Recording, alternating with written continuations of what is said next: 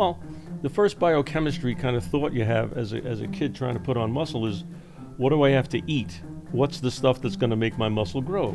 Your nervous system would not be as acute as it is. Your brain would not be as big as it is. Your lungs would not have the capacity that they have, were it not for the impetus, were it not for the instigation of the muscle demand. What would you say for folks just now getting into exercising again, especially if they're, say middle age or later, that are common mistakes that get made? Concepts, okay? The concept that more is better.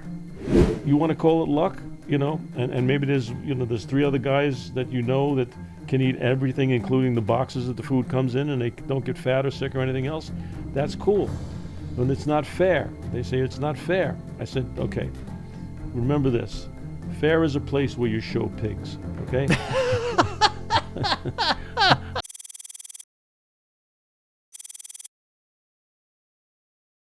All right, I start every podcast the same way.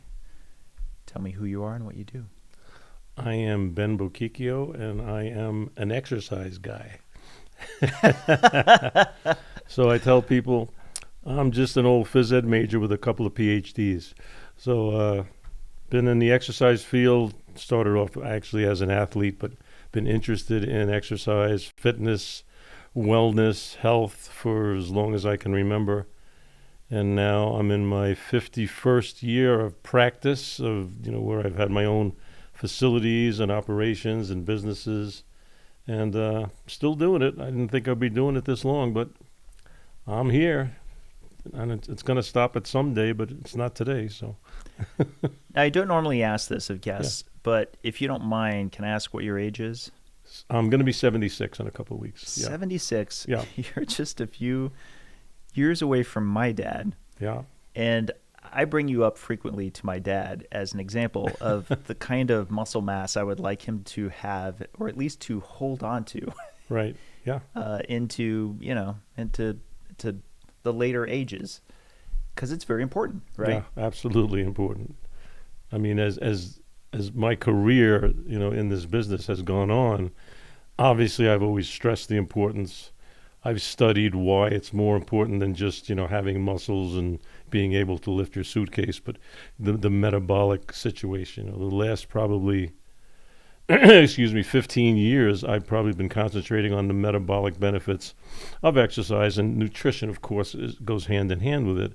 But I think it's the exercise part of this is, 1, misunderstood, 2, in the literature, poorly identified and described, and 3, not really appreciated for its value. The muscle system, I think, is the most potent signal delivering physiology mechanism that the human body has. Yeah, I often stress this to a lot of people when I'm chatting about you, is I don't know many people who, given all of the things you've accomplished, which we're going to get into in a moment, at this stage, every single time we're chatting on the iPad, which is weekly, which we'll also get into in a moment, you always are just burgeoning with curiosity. You're still very much actively learning, actively assimilating, putting it all together. You've never stopped. Yeah, because I really enjoy it.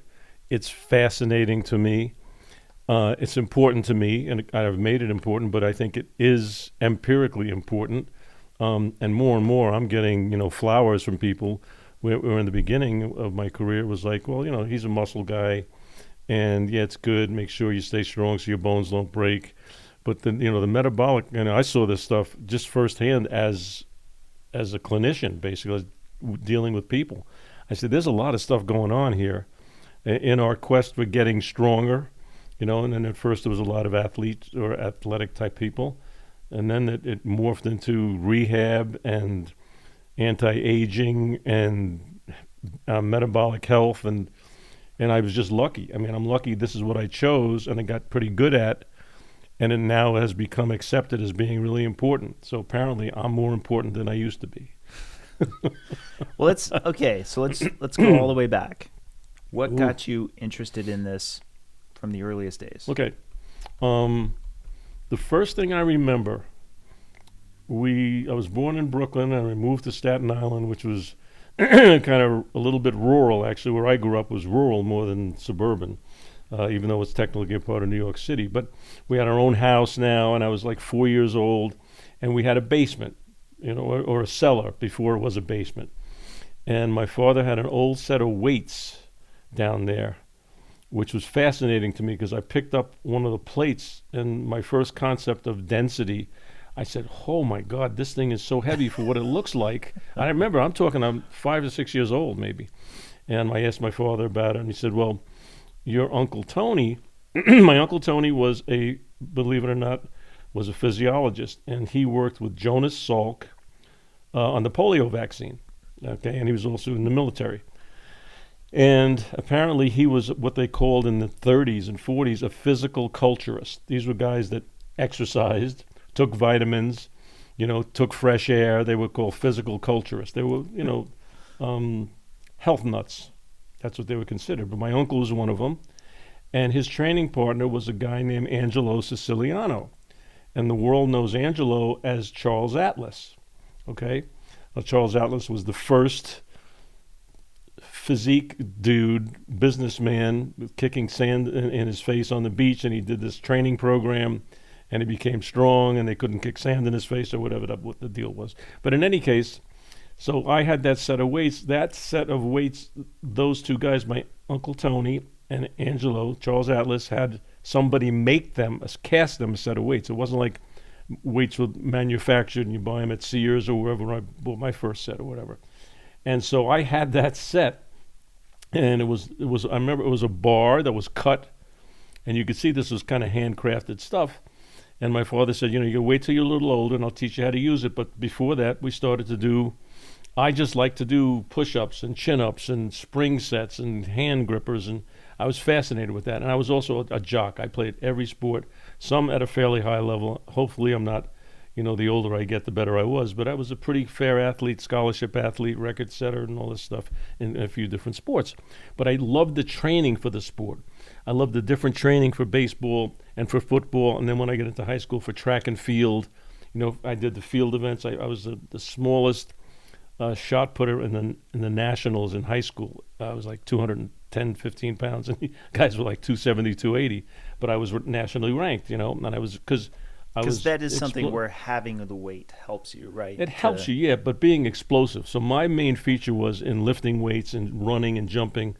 I'm very explosive. I had a 36-inch vertical leap, bench pressed over 400 pounds, and I wasn't really a weightlifter. I was just a weight training person. Did all kinds of stuff, and some of the training, which I've now paid for a little bit in my older age, I've got artificial everything. But anyway, so I was interested. It's kind of worth emphasizing, if I'm not mistaken, at that time. Yeah. Being able to bench like say 400. Oh yeah. It's you may find a whole bunch of people these days where that's a bit more common, but at that time, what you're describing, the culture wasn't nearly as widespread. No. So that was already super rare. Oh yeah, in the first place. Absolutely. For a 200-pound person, or 198 I did one meet and I did some bench press, deadlift, and stuff just for the hell of it, because I trained with a lot of world-class lifters. I mean, real lifters, power lifters and Olympic lifters. Back then, there were a lot of Olympic lifters. And then there were bodybuilders that I trained with. I was never any of those, except I did a little of it, the weightlifting part, because my buddy was going for the world's record in the deadlift. And I said, I'll go into a meet with you, and it was the first meet and last meet I ever did. But because I was decent. But for those kind of guys, those guys were crazy. But yeah, as an athlete, I could bench press 400. I could stand in what they call the military press. Back then, there is no such thing anymore. Did like 315, taking it off the floor. Nobody taught me. I just watched guys do it, kind of a thing. So yeah, but I was explosive. I mean, that was my thing. I could dunk. Back then I was almost 5'10", and I could dunk easily. I mean, it was freaky. My brother and I would play in the schoolyards, on the playground, and he was like 6'1" and change, and I was, under 6 feet, and I could dunk readily. And these guys were like, this guy's like built like a friggin' fire hydrant, and he's jumping over our heads, So I got interested. I remember the 40-yard dash, because I worked with a lot of NFL guys. I had a letter to go to Dallas had what they called a rookie camp, and I got a letter to go if I wanted try out for it, which I didn't do. But in any case, so I was interested in performance and things like that.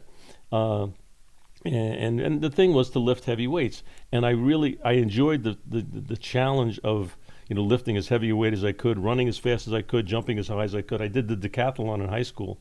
I had the 5th best decathlon score in high school in 1967. I think that was the year. I mean, I could do all this stuff, and I loved it. I mean, and I played football, and I would play baseball when I was younger, and then as I got older after graduate school, I got into tennis. We started to play. My brother was a real tennis player. We played in some kind of pro level, low pro level tennis and stuff. So I always liked all the sports, and I liked it. I was fascinated in the training that the people did. And if you want to go back a little bit, when I was in college, I was a skill athlete. In other words, I was not a lineman. Even though I was big as some of the linemen, I was a little over 200 pounds. They did not want the skill position guys, the runners, the quarterbacks, the receivers, to train with weights. That's how far back I go. And I said, well, that's bullshit. I mean, I had my own weights in my own apartment, and I would train with weights. And then about 6-7 years later, the same coach who wanted me not to train with weights, even though I had the fastest 40-yard dash ever recorded in my school at that time. I said, he's going to make me slow. Well, it didn't make me slow. In any case, they started to get into the weight training. But I was at that crux in history where it wasn't, don't drink water when you're thirsty. Don't lift weights, is going to make you slow. And I was saying, this is ridiculous. This makes no sense. Like too much muscle mass would slow you down. Yeah, that would slow you down. Well, because the thing was, guys who quote lifted weights, and weightlifters are different than guys who train with weights. So weightlifting in itself is an amazing sport. The most flexible people in the Olympics, you're not going to believe this, are the Olympic weightlifters. You try to put your ankles, your knees, and your butt on the floor at the same time, which is what they do at the bottom of a lift, with 400 pounds across your shoulders. You're pretty damn flexible, okay? But it's not most people know guys who trained with weights or lifted weights, and they couldn't shoot a basketball. You threw a ball at them, it hit them in the nose, So they were muscle bound, whatever that was supposed to be, which apparently I wasn't, and neither were, a lot of people. And now it's just commonplace. Every NBA guy I first started training. My first NBA guy was in '75, and it was, this guy's training with weights. He was 6'11", I think, Jim. Anyway, and I first started training tennis players in the early '70s and golfers. I trained world-class tennis players and golfers, resistance training, my system, the slow system that I developed, okay? So as I got into this, I got my degree in phys ed, science, and health, my BS. Then I got a master's where I studied kinesiology, movement.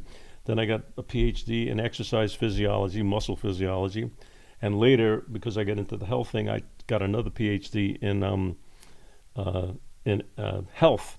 So I have a degree in both. So I studied health, and I studied the effects of exercise on health.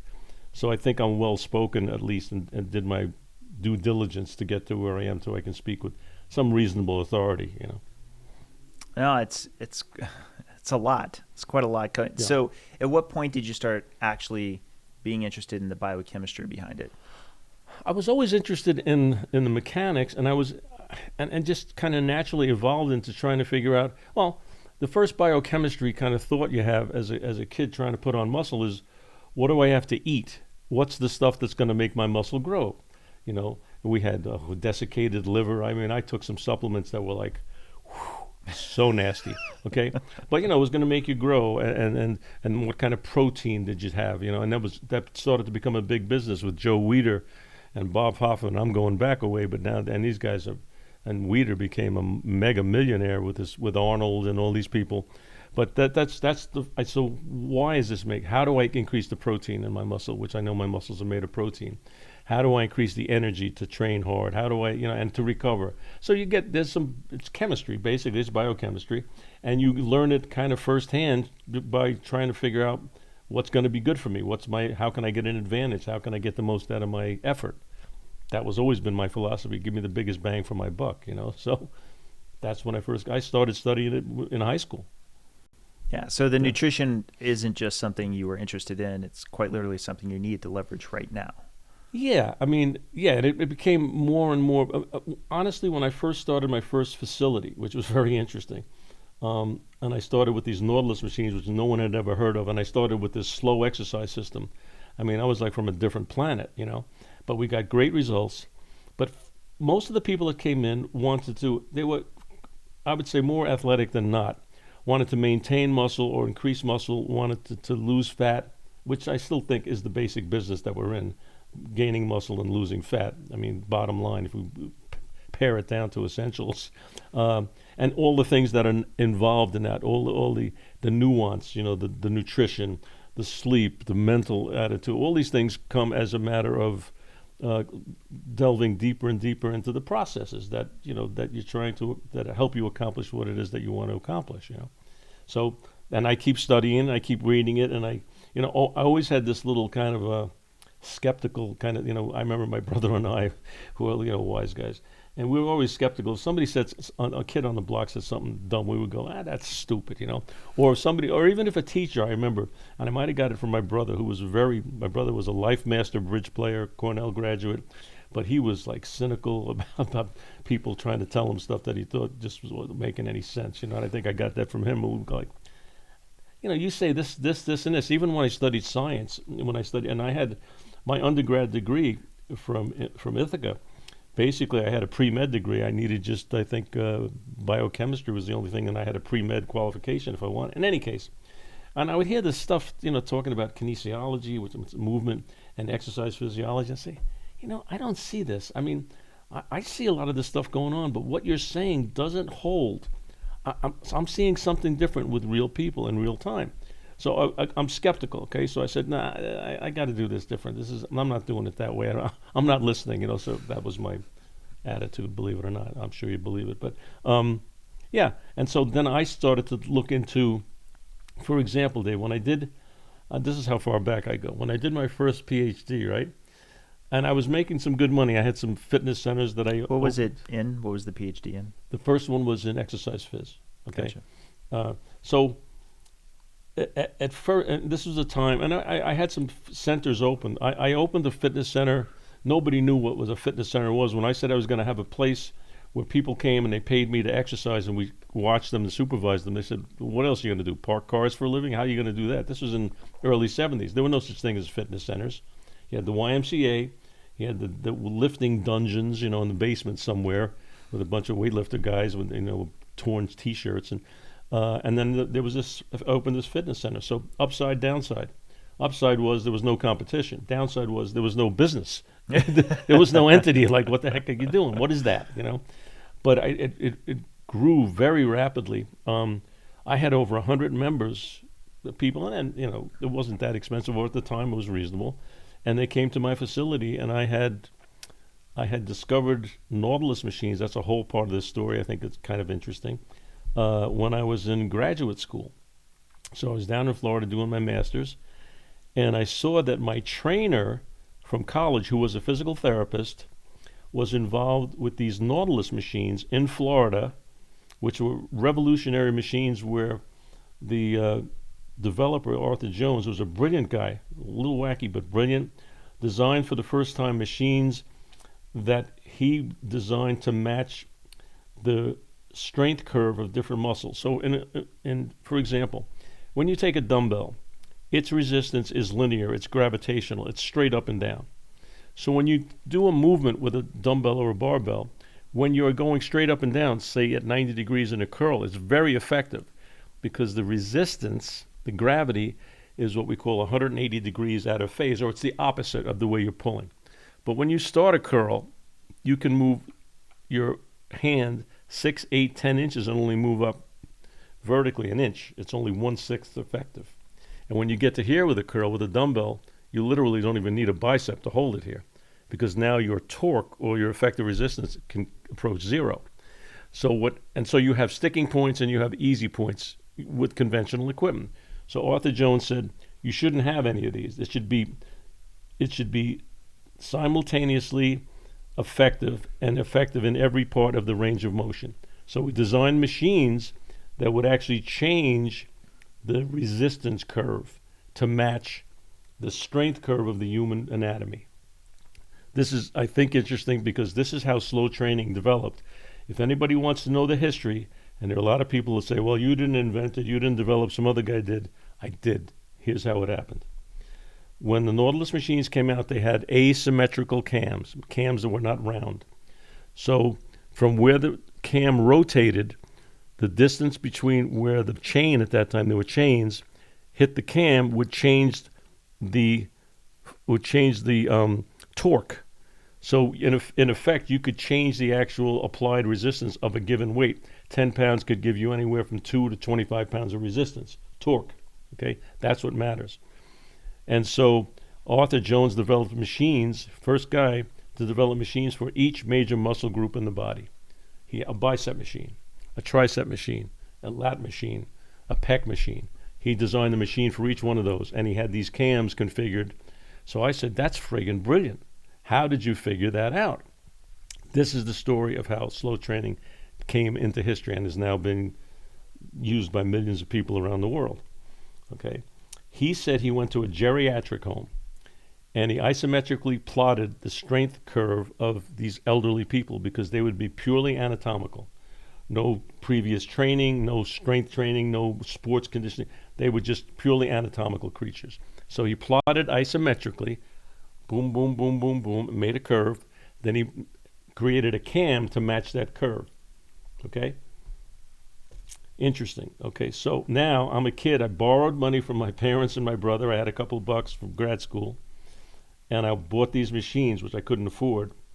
And I bought 6 of them, and I found real cheap space in an old converted factory building on Staten Island where I lived. And I opened the first Nautilus Center on the East Coast. But because I wanted to get so much out of these new machines, I wanted to get every penny's worth, literally, which I didn't have, out of these machines. I figured those cams were developed at 0 speed. They were developed isometrically. There was no speed involved.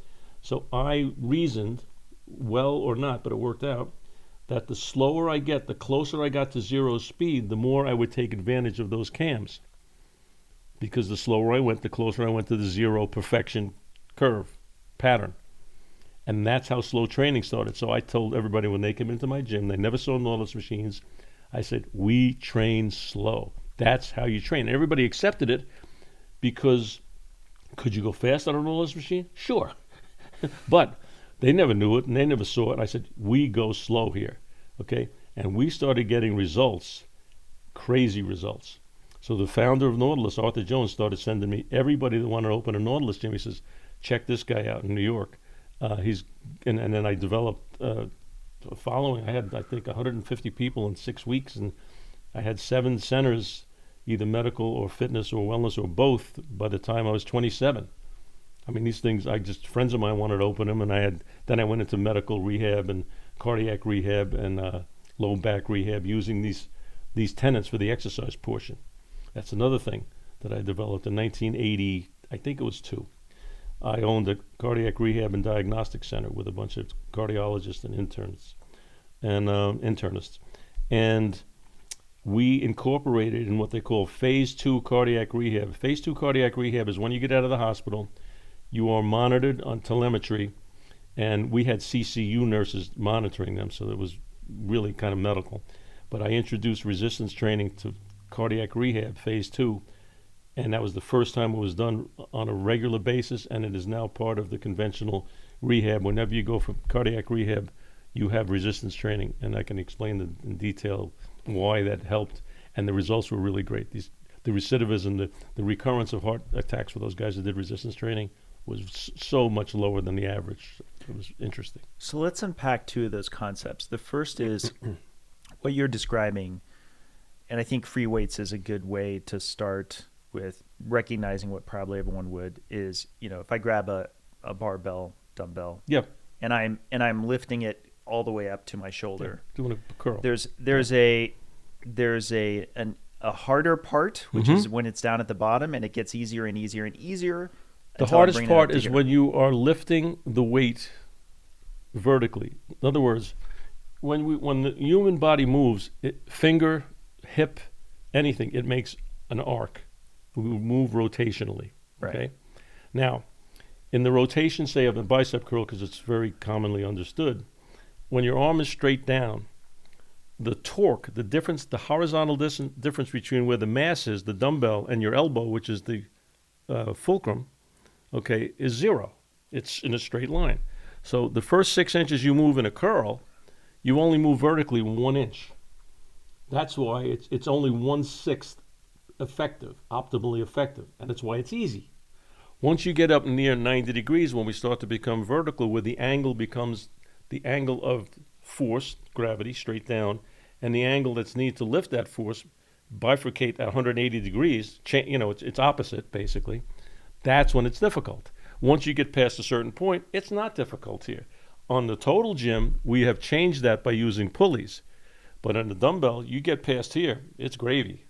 Right. Okay. And so the first big concept you were talking about was intentionally making each step of the way have greater and greater force to equalize. Equal taxation throughout the whole range of motion. Right. Basically demanding. If we're going to do high intensity training, and that's a whole other thing we can talk about, but if we're going to do high intensity training, which has so many benefits and so much misinformation, but if we're going to do that, then we want to have a resistance that makes the muscle work or demands that the muscle work hard or at a high intensity throughout the whole range of motion, not having rest periods or only 10% of the movement being effectively intense or demanding. Now, when I was in college, I remember going to a sophisticated gym where they had that. They even had some machines that, after I'd done the initial pull, it would resist more on going back in the other direction, in the reverse, I guess you could say, right, on the reverse. Yeah, there's two types of machines. Either you were pushing out with resistance and then pulling with resistance, or pushing out and then resisting the back. So the isokinetics or speed limiting, so you have no negative. For example, think about a bench press. Okay, this is the positive when you're pushing out. This is the negative when you're resisting. With an isokinetic machine, there is no negative. So you're pushing out as hard as you can, and then you're pulling and doing a different exercise. So it's what we call double positive. Not to get confused, but I don't know what you're describing. There are some machines, because there's a difference between what we call positive or lifting a weight and lowering a weight. Obviously, you can lower more weight than you can lift, because if I take 100 pounds, I have to apply a little more than 100 pounds to move it up. Right. I have to apply less than 100 pounds to let it come down. I have to apply exactly 100 pounds to keep it stationary. So if you understand the differences, and then we have internal friction, mechanical friction on the machine. So the difference between you lifting a weight and lowering a weight can be as much as 25, 35%, meaning you can lower and resist more than you can lift. Right. And so it was something that I noticed at the time. That's why I thought, oh, this is a pretty interesting gym, that it has this built in. But there was a boyfriend of my sister's who, for a little period of time, I was training with him. I was kind of on a stint, and he seemed a lot more experienced.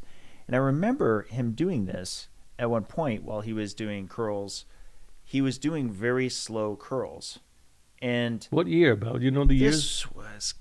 This would have had to have been like 91, 92, something like that. And where? And this was just in a gym. Where? What town? Oh, this was in Denver, Colorado. Okay. But this wasn't something he was doing everywhere. This was only seemingly for his biceps and only for whatever reason on this one. And I remember at the time thinking, man, this is wasting a lot of time. Why is he doing this? It seems like it's kind of silly. Plus, it's needlessly hard. He's not getting as many reps in. In my mind, I'm thinking, this doesn't seem very smart, because I'm watching all these other guys, and they're saying, listen, you want to get your 10, you want to get your 3 sets of 10. Yeah, 3 sets of 10, and then you're done, right? And then you keep moving up the weight. Yeah. And that's just like the Bible for seemingly every single person I ran into.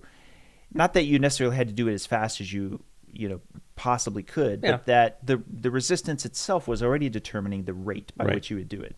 So the idea that he was intentionally wanting to go really slow just seems so weird to me at the time. Yeah. And now, of course, I appreciate that, looking back, knowing you as well as I do now, that no, actually, this was part of my introduction to you in watching. You and I had been at conferences of Doug's before. Yeah.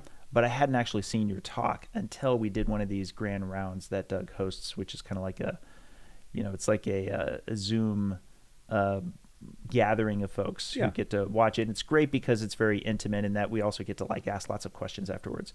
So sure enough, I'm watching your talk, and I'm like actually really getting it. And your talk is discussing this second concept we're describing, this slow training. And I'm watching it, and I'm thinking, wow, this Ben really knows his stuff. He's really deep into this.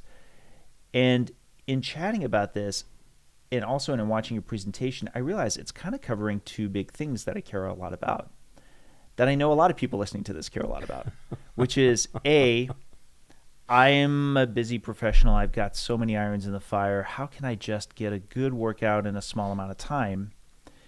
Because I do what so many of my middle-aged male friends do, which is I need to get back in the gym, and I need to, and when do they typically do it? Just after New Year's. Yeah, it's like I said I was going to do it. Now I'm going to do this 3 times a week, hour and a half each time. And it's like you set yourself up to inevitably fail because, of course, you're not going to really make that time. It's a big production. Exactly. It's a lot of work. But then there's this other thing that really scares me, which I have some horror stories from friends. They jump back into the gym. They get injured. Yeah.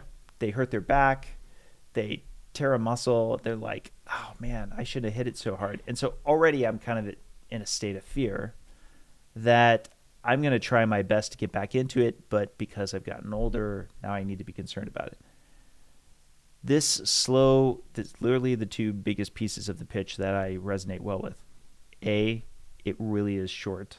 The span of time, that's part of the pitch of your system.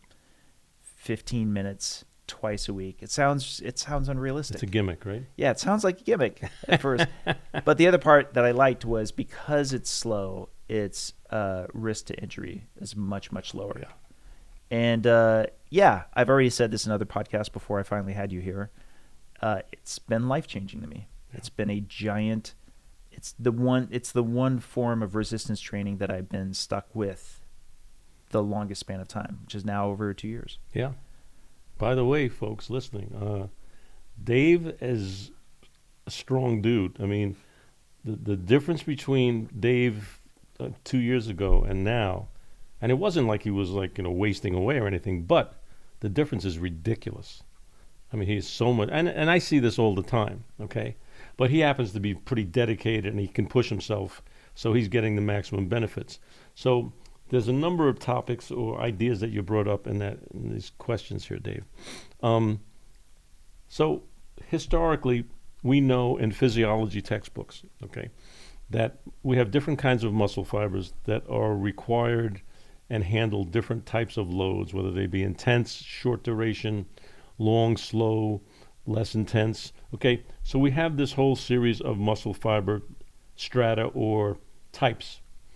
We know that the only way, the only way to get stronger is to tax certain types of these muscle fibers, what we call high intensity, glycolytic, sugar burning. They burn fuel really at a high rate because they're demanding force or torque or something from the muscle at a high level. So we know that high intensity training is beneficial across the board, slow, fast, however the hell you want to do it, okay?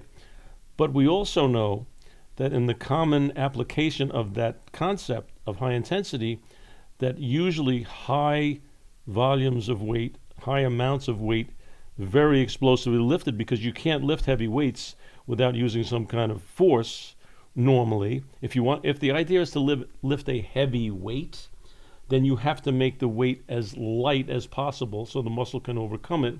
To make it as light as possible, we want to use and include as much kinetic energy or momentum so that we don't need as much constant muscle load to move that resistance. That's commonly done, still done. Okay, high intensity almost always correlated with heavy weights, explosive movements, and it's a great way to get stronger, and there's no question about it. The big problem is, and you mentioned it, is that the risk of injury, the amount of stress on the joints is usually damaging at some point in time. It aggregates into some long-term and even short-term injury, okay? So I wanted to have a system where my in-season athletes could maintain strength, and I certainly didn't want to injure them. Okay, to injure an athlete where he can't perform is just, it's poison. Okay, so how do you get the muscles to respond chemically, metabolically? How do I get those muscle fibers to work so that they're going to upwardly adapt? And what are the mechanism? What is the science? Science meaning what's the chemistry? What's the metabolism that I'm trying to instigate? Because don't forget, exercise is just a mechanical application intended to derive a metabolic response. Okay, so you've got those two elements. So I said I can derive the metabolic response by reducing the mechanical load and the mechanical volume requirement enormously by moving slowly, because now I have constant tension. Now I can reach muscle failure with don't forget, force is what damages joints and muscles. Okay, force, mass times acceleration. So if I reduce one of those factors, and if I reduce the acceleration, by normal logic, I have to reduce the speed. If I reduce the speed, I reduce the acceleration, and that will, no matter what mass you're handling, okay, reduces the force, and that allows the joints to thrive and to sustain themselves while the muscle grows. That's a real important element, okay? So I can get a huge metabolic response with a minimal metabolic deficit or impairment or dangerous, going into a danger zone. And it works. And then nobody's gotten hurt doing this. I mean, you know you can work till your eyes pop out, okay? But you will not damage your joints doing this because the force is low. I mean, this isn't Dr. Ben. This is physics. This is applied anatomy. This is some physiology. You know, I didn't invent this stuff. So you might hear something like this and go, oh, well, if the force is low, then it must not be that tough of a workout. And it's the exact opposite. You're going super slow, very controlled, trying to do your best to hold form, and it is intense. Something that was kind of a new breakthrough moment for us was that I sort of moved to even slower in like the last couple months. Right, we tightened it up. I was already going slow before, but I was actually intentionally wanting to really, because you'd said this a few different times, the slower you go, the sooner we're done. And I kept thinking, actually I could go even slower. Right. You've got to get it in your head, and then you get to failure that much sooner. But man, do you get cooked? And you'd think if you're watching this from a distance, like, oh, there's hardly anything going on. Not much is going on. Yeah. Right. Yeah, but yeah. Woo! The blood's pumping. I'm breaking a sweat within minutes. It's super intense. Yep. But working out to failure, you'll know it when you get to it. But it's not. And you have to learn it. And you have to learn it, right? You have to. It's. I know this is said a lot, but it's just so true. It's 99% head work. Oh yeah. It's a lot of push through, and really finding where your muscles say, "I really don't have it, Dave." Yeah, it's just it's not done, there. Man. Yeah, and see now that statement becomes threatening to some people, but now the description is pretty simple. For whoever you are at whatever level or age of fitness or level you are, it's all relatively the same. You are working harder than you are used to, harder than your muscles are acclimated to. That's how you upwardly adapt. That's how you get stronger, okay? Not more. Some people say, well, I did 5 push-ups, now I'm going to do 10, and I'm going to work my way up to 100. Well, at some point in time, you're not working harder, you're just working longer, okay, which is nice if you want to count how many push-ups you can do. Okay, don't forget, we're not talking about performance now. We're talking about a metabolic chemical response that has a myriad of health benefits, some of which have not yet been identified in the literature, and a number of which I think I have identified and have not seen it confirmed in the literature or in any kind of statement from anybody. And I think I'm onto some stuff, or at least can lead in a direction where people haven't thought of before as far as maneuvering the variables and what it does. I mean, we can get into, maybe we will, get into how I think I can manipulate the muscle fiber recruitment. In other words, the exercise frequency, duration, intensity, style. I think I can manipulate that and and initiate or instigate a specific mitochondrial response, because mitochondria respond subjectively and with a lot of nuance, not just you get more mitochondria like you have more AAA batteries. No, they move, they aggregate, they configure, they have capacity. They are like little people. They have to breathe, they have to eat, they have to expire, they have to die, they have to grow. And I think I can manipulate them. And I think it might be some consensus that if we want mitogenesis, growing mitochondria, developing mitochondria, that exercise is the best way and the most surefire way to do it. Now I'm saying, what kind of exercise, what kind of mitochondrial aggregation and morphology is most beneficial to metabolic health, which nobody knows. If he does, I hope he comes out. It's like I say sometimes, there's only two people who know this, me and a guy in China, and they won't let the guy in China talk about it. So, but I want somebody to try to look at this stuff, to look into this, because, mitochondria is a big thing. Of course, Dr. Ben talked about mitochondria 15, 20 years ago, and now it's a big thing. Just like a lot of things I talked about, and now it's a big thing. Oh, it's a new thing. Yeah, okay. But in any case, this stuff is powerful.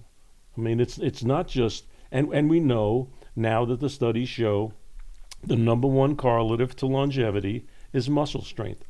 I cite this study all the time. 2006, Ruiz and Blair, British Journal of Medicine, 12,000 subjects. They tried to identify, or they statistically identified, which elements of behavior, environment were most correlated to longevity. The number one correlative was muscle strength. If you are in the top third for your age and gender in muscle strength alone, not obesity, not diabetes, not smoking, okay, muscle strength, you are 40% less likely to die of cancer and 40% more likely to live to be 100. Okay. Now you're also going along with that, you have what we call VO2 max, which is fitness.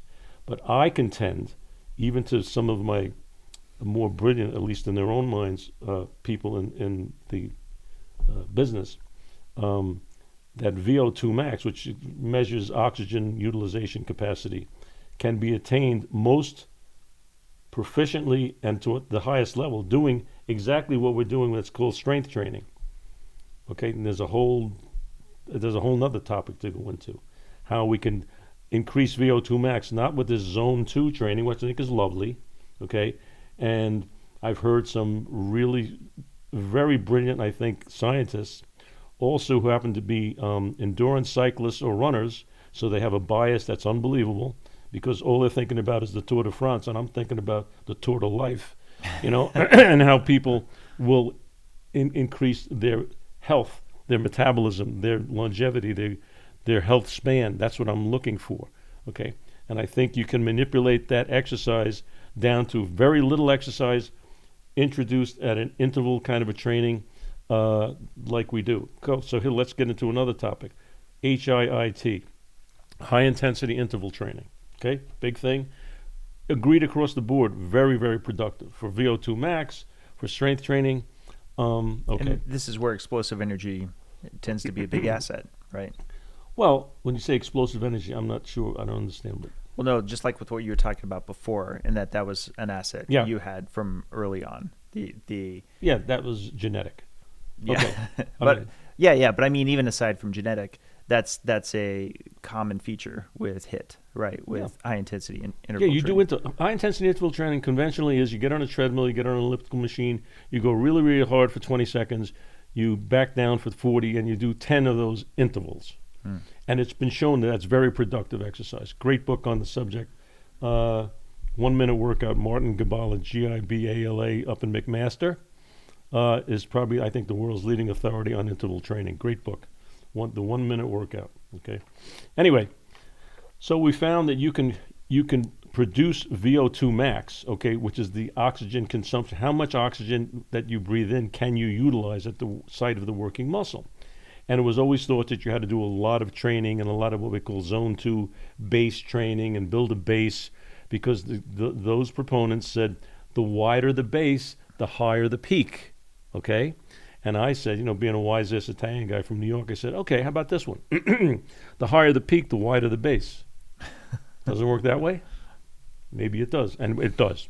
In any case, so, it sounds great. It's very, profound and logical, and some of my, I don't want to mention names, but they have their own podcasts and their own books, and then some bright guys and nice guys, and I like them personally.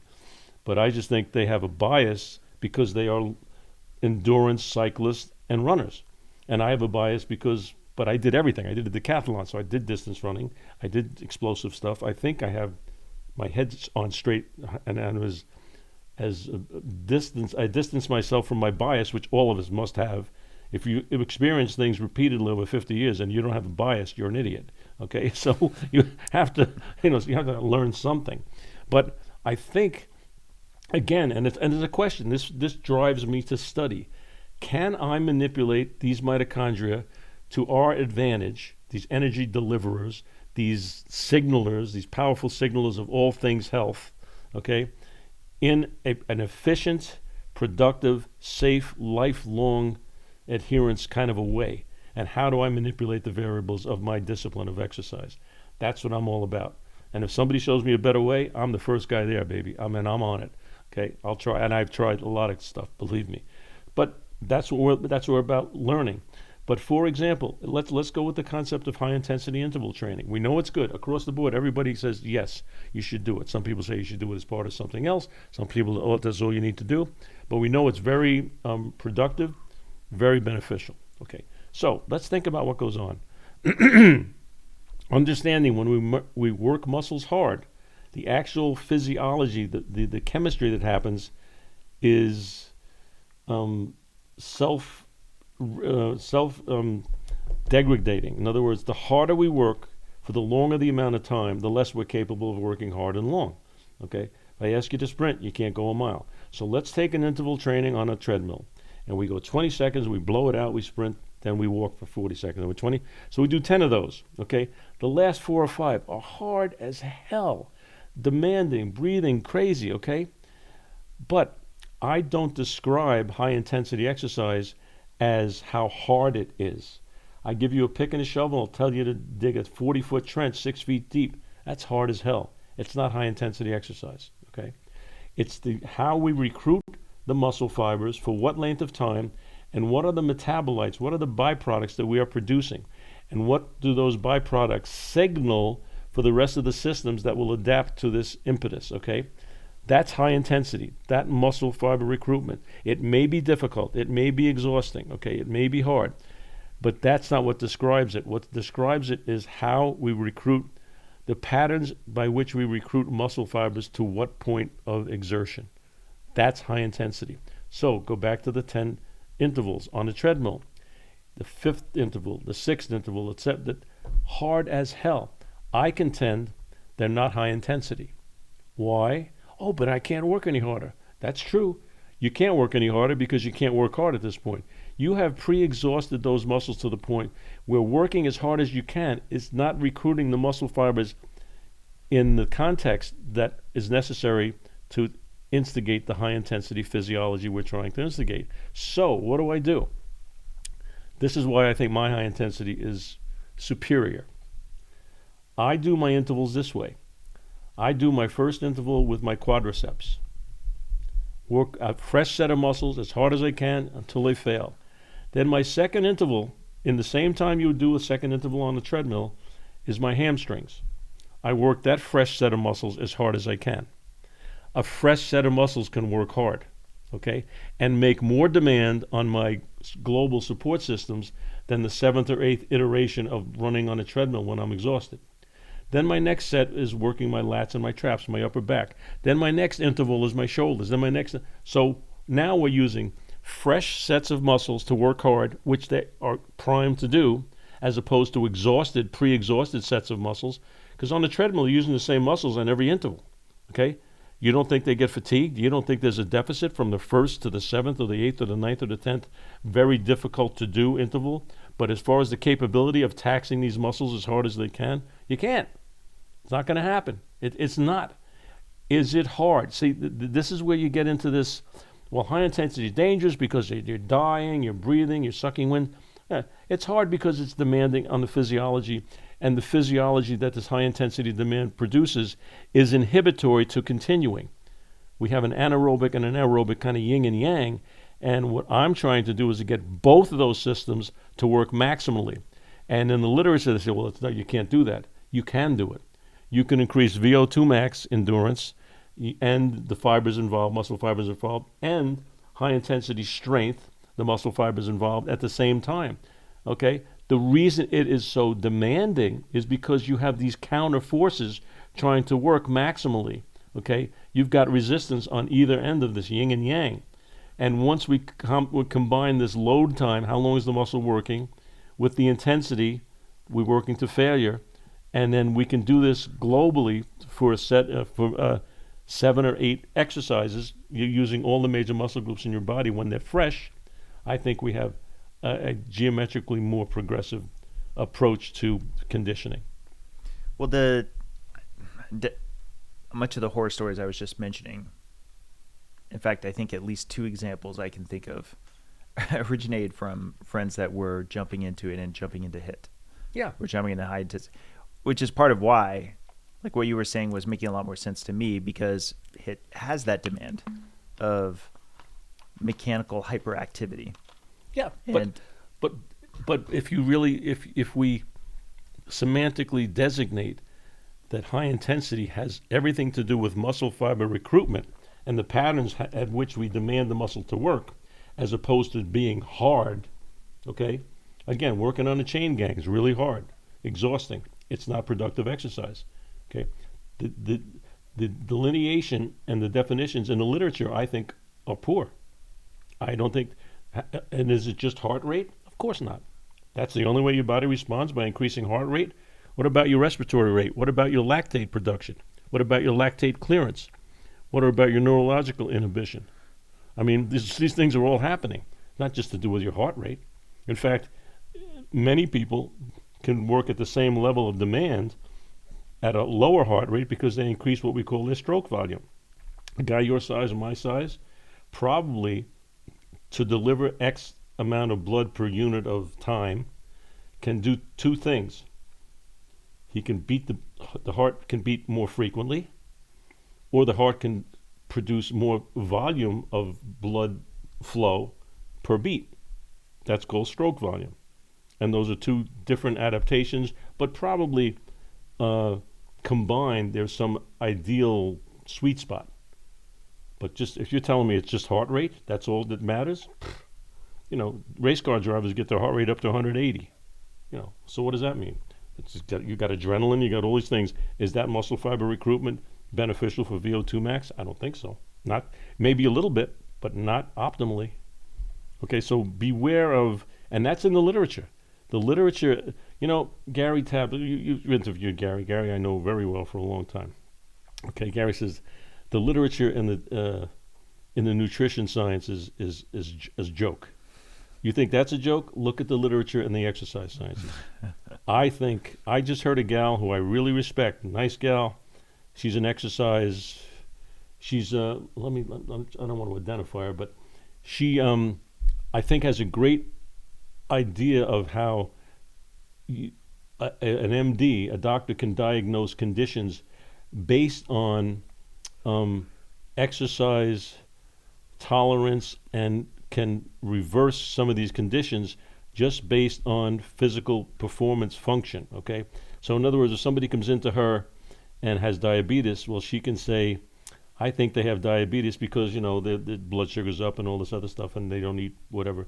But I can see it because they can't deliver oxygen. They can't draw fat out of storage. Okay, these are physical functions that lead us to believe, well before maybe the manifestation of high blood sugar, that there's something going on. There's a deficit here in this whole energy delivery and utilization system.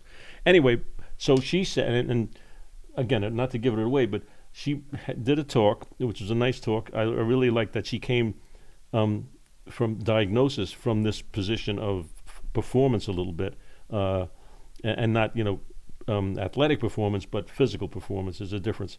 And so she said to me, I said, what would you prescribe to a person? Not an athlete, not training for anything. And she said, well, I would have them do high intensity training twice a week. Then I would have him to do some weightlifting and strengthening, and then I would have him do some endurance training. I said, okay, so you're telling me somebody who's never done anything is going to do this for the rest of their life. You're telling them to do 6, 7, 8, 9, 10 hours a week. And you're distinguishing between high intensity and strength training that's separate and distinct? She said, yes. I said, well, okay, well, thank you. We have a semantic difference because it doesn't make any sense. You don't think this high intensity exercise that we're doing, like in this SMART system, is high intensity? It's different? I said, I'm sorry. You lost me, okay? And I didn't want to go any farther. A nice lady, smart girl, doing good stuff, MD, doesn't know, needs to learn things, let's put it that way. You brought a prop for us. Oh, it was not a prop. I was just going to show you, and I hate to do. If any of you had the copy of my book, there are pictures of me on the back of that book. The publisher said, I've trained, movie stars and celebrities and all that. They said to me, do you have any before and after pictures? And I said, no, I don't take pictures of my people. To me, it's professional. If they want to publish pictures, they can do it. I don't do it. So I had a picture of me, and again, it's on the back of the book, but people can see it. And a guy came into the gym, this Italian kind of macho dude when I first opened my gym. And I said, we train here. It takes about 15, 20 minutes twice a week. You do 1 set to failure. He goes, well, you can't build any muscle doing that. I had a Speedo from when I was doing my graduate work, and I lived in Boca Raton. And I had the Speedo under my shorts and T-shirt. And I did a workout, and I was all pumped up, right? So I said, check this out, buddy. So I took down my shorts, took out the shirt. I jumped up on a bench, and I did a muscle pose like a bodybuilder. And I'm not a bodybuilder. I respect them more than that. I'm not a bodybuilder. And I did this pose, and it was muscular. It's a muscular pose. It looked like a guy with muscles. So when I wrote the book, I said, you know what?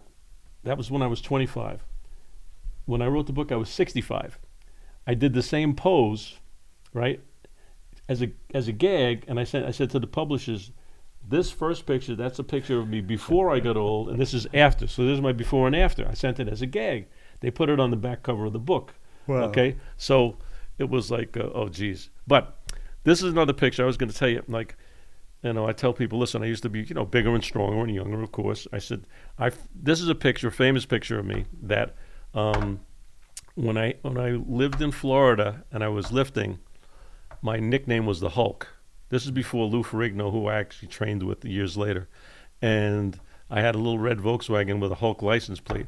And in this picture, I was 217 pounds, okay? And I was lifting the Volkswagen up with one arm. Bring it up a little bit more. And, bring it just a little bit more toward the camera here. Here? Yeah, that works. That's me at 217. Okay, now I'm a little under 200. Okay, but I said, and that was the Hulk. That was when I was probably my strongest. Anyway, that's just when I had first started this whole slow training system. But anyway, and again, I don't like, there are people, what annoys me a little bit, I'm on Twitter, I'll tell you the truth, I think I have a bunch of followers. Between you, me, and the lamppost, if you ask me to make a tweet right now or send a tweet, I don't know how to do it, okay? But I maybe it serves a purpose. I don't want to see everybody's hamburgers, and I don't want to see, I don't need to see what they ate tonight, and I don't need to see them lifting weights, and this is my new record. I mean, this to me is like, high school. Anyway, that's just sorry, maybe I'm a grumpy old man, but I mean, you're going to watch Dr. Ben do the whole weight stack on the machine, and he's, got half his limbs don't work, and he's 76 years old. This is entertaining. I mean, so what? What the hell does that make me better? I'm better, and I lifted the weight heavy. I mean, well, it is a fascinating phenomenon, though, particularly in the fitness space, is that social media is the name of the game. It's very much how it is that you not only promote your program and what you're doing, but that there's there's a celebrity persona component. Yeah, exactly. Yeah. So, and I got it. It is interesting because that's really kind of starting to really shape the minds of the next generation. And the challenge, I think, is that I worry that there's too much inauthenticity. Yeah. There's too much filtering, there's too much arrangement, there's too much.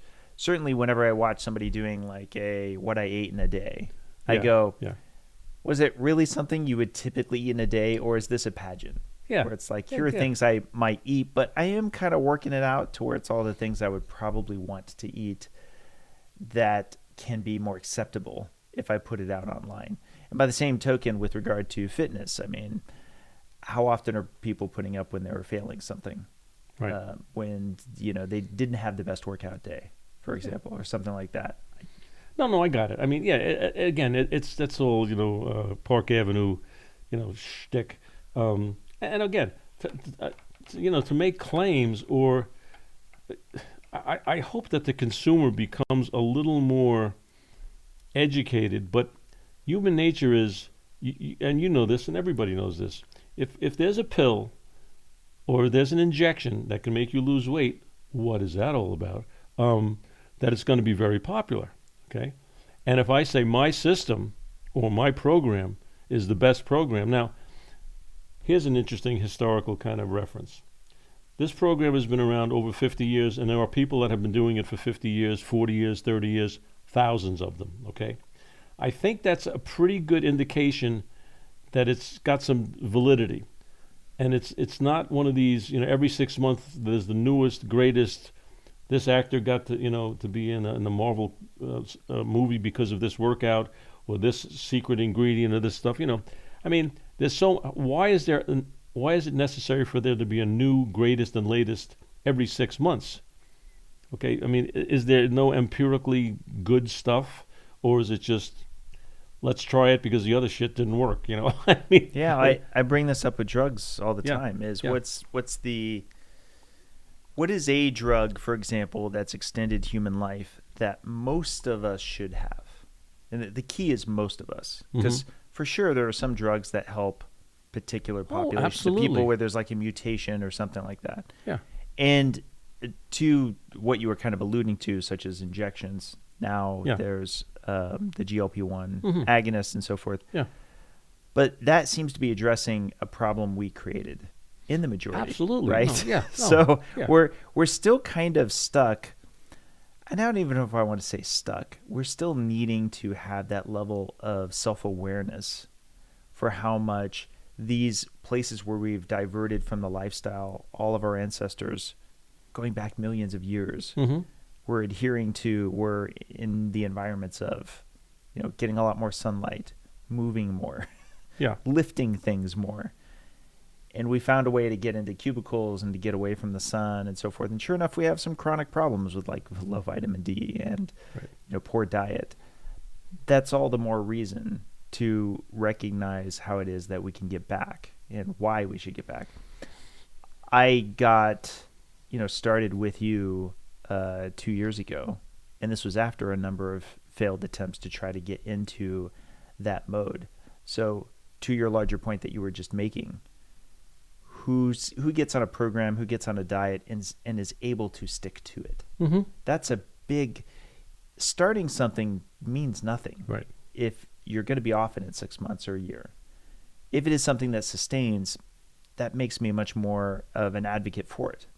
So Sure. like in my case, well, you already know this. In my case, there's already been family and friends that I've told them my story. Now they're Yeah. trying to do it. No, So. I mean, okay, this is the description that you gave is pretty common. So, in the old day, when I say old days, Paleolithic, in primitive times, okay, we did all this stuff, okay, and that's cool, and okay, and maybe that's the difference. We don't do this stuff anymore. But bottom line, and this is in my new book, not to promote it because it's not even done yet, but I've always been a signals and pathways guy, okay?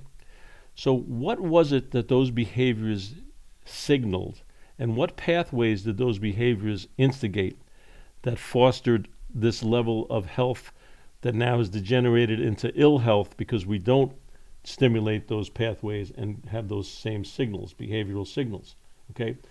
And so what we can do, and I'm not, I mean, I don't want to go back, and again, some of my best friends or good guys in this field are, let's go back to the old days. Let's chop down trees and hunt deer and chase them down and eat their hooves. I mean, I'm not looking to do that.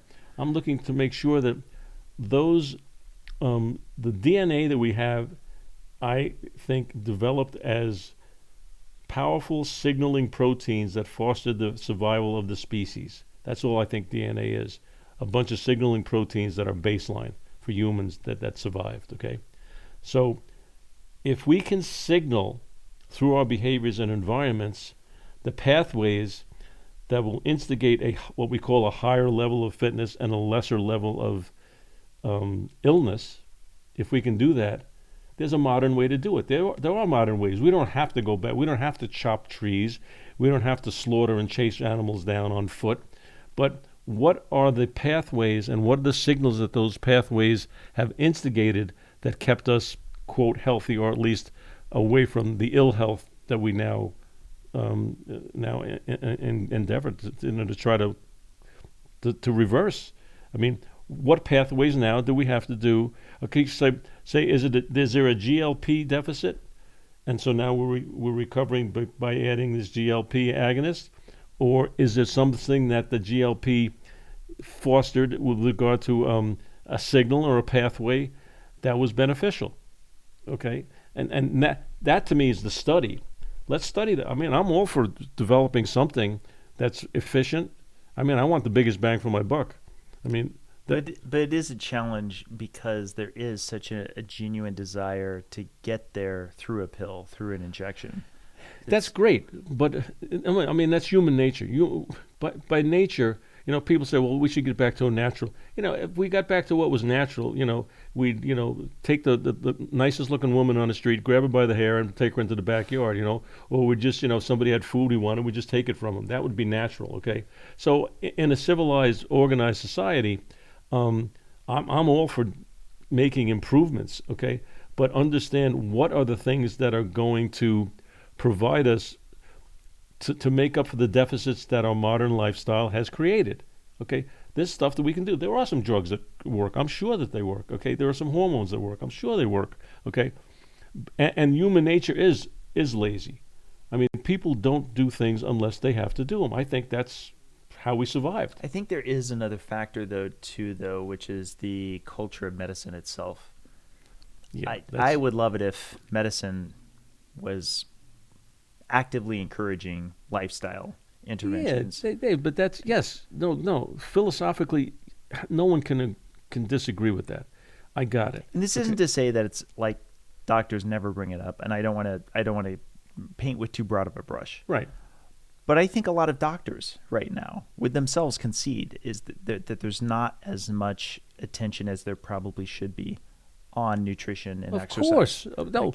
Well, of course there is. But when we get into the social and the behavioral aspects of health, okay, this is what these guys were taught.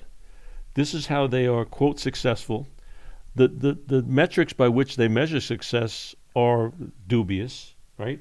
Is that success? Is it? Or is success, like you say, having somebody independent for a long period of time, not needing this many prescriptions? I mean, why would you need prescriptions if you're really healthy? Unless something really has gone awry, and that happens. Of course that can happen. But I don't know if I'm working with this guy, Hal Cramner, who's got these assisted living homes in Phoenix area, all right? And he's got these people. He says, I don't want them to come to my homes as a place to die. I want them to come into my homes and get healthy enough that they can go back home. Okay? So he's got exercise programs. He's got nutrition programs. He's got socialization programs. Okay? I mean, we know that this stuff can be reversed. We know we can do this kind of thing. I of course, love that attitude because that's almost the opposite of the sick care system that we have, right? There's logically, objectively, there's no. I don't see how anybody can rationalize the way, the approach, the philosophical foundation of health, because it's like you said. I have a slide that I use. It's illness, absence of disease, health. Okay, most of what we're dealing with is illness, and maybe if we get to this absence of disease, we're happy. Okay. But I think I'm in the business of health. Okay, I want to create this distance between illness and an absence of disease towards vitality, longevity, basically a happy, healthy lifestyle. That's where I always, the reason I didn't go into medicine is because I wanted to work with healthy people, making people healthy, not with sick people, not allowing them to die. I didn't want to go in, I didn't think that would be good for my head. I want people that want to get healthy and more positive. And that's, the basis of what I try to do. It's too negative for me to deal with sick people. And I can see how a doctor can get frustrated. I mean, I do. Yeah, and to be fair, what they would say is a lot of people just like that. A lot of people like the possibility of there being pharmacological solutions or surgery, for that matter, to solve the issue. But yeah, ultimately, I'm in the same place you are. We have to be good about talking about the concept of health span, not just lifespan, right? And so, and on the health span side, you want to extend. This is the other thing that I've appreciated about being in this space is I've seen people who maybe even spent their whole life being obese, and then discovered this diet and lifestyle change, and they have like this entirely new lease on life. Yeah, and often they tend to be the most stalwart, zealous. Yes, they tend to be, and a lot of them are like Dr. Tro, where they also kind of have this visceral anger. At all this time that they were being told, this is what you need to be doing, this is what you need to be eating, and so forth. And then they're going in this other direction. They're like, your advice wasted so much of my time. And it's because I thought it was the agreed upon advice, the guidelines that, are what everyone should be working with. It's a waste of human capacity, human potential. That's a shame. I mean, in my experience, I've seen that most people don't know how good it is to feel and be healthy. Right. Because if you've never really experienced it, exactly, how the hell do you know what it is? Yeah. No, I got it. I totally agree with that. And you kind of, it's like a little carrot. I'm saying, and again, they have to buy into it intellectually and philosophically. I said, this really is better. I mean, just naturally for the human physiology to be in this state as opposed to this state, and it takes this to do it. Okay, and that does mean you have to give up certain, because again, think of Bob Sybus and on his whole addiction thing. I mean, these things light up your brain in a very pleasant, species propagating way. I mean, you feel that good stuff, you want to continue that. And I mean, they literally have departments just actually working the chemistry, finding the bliss point, finding their job.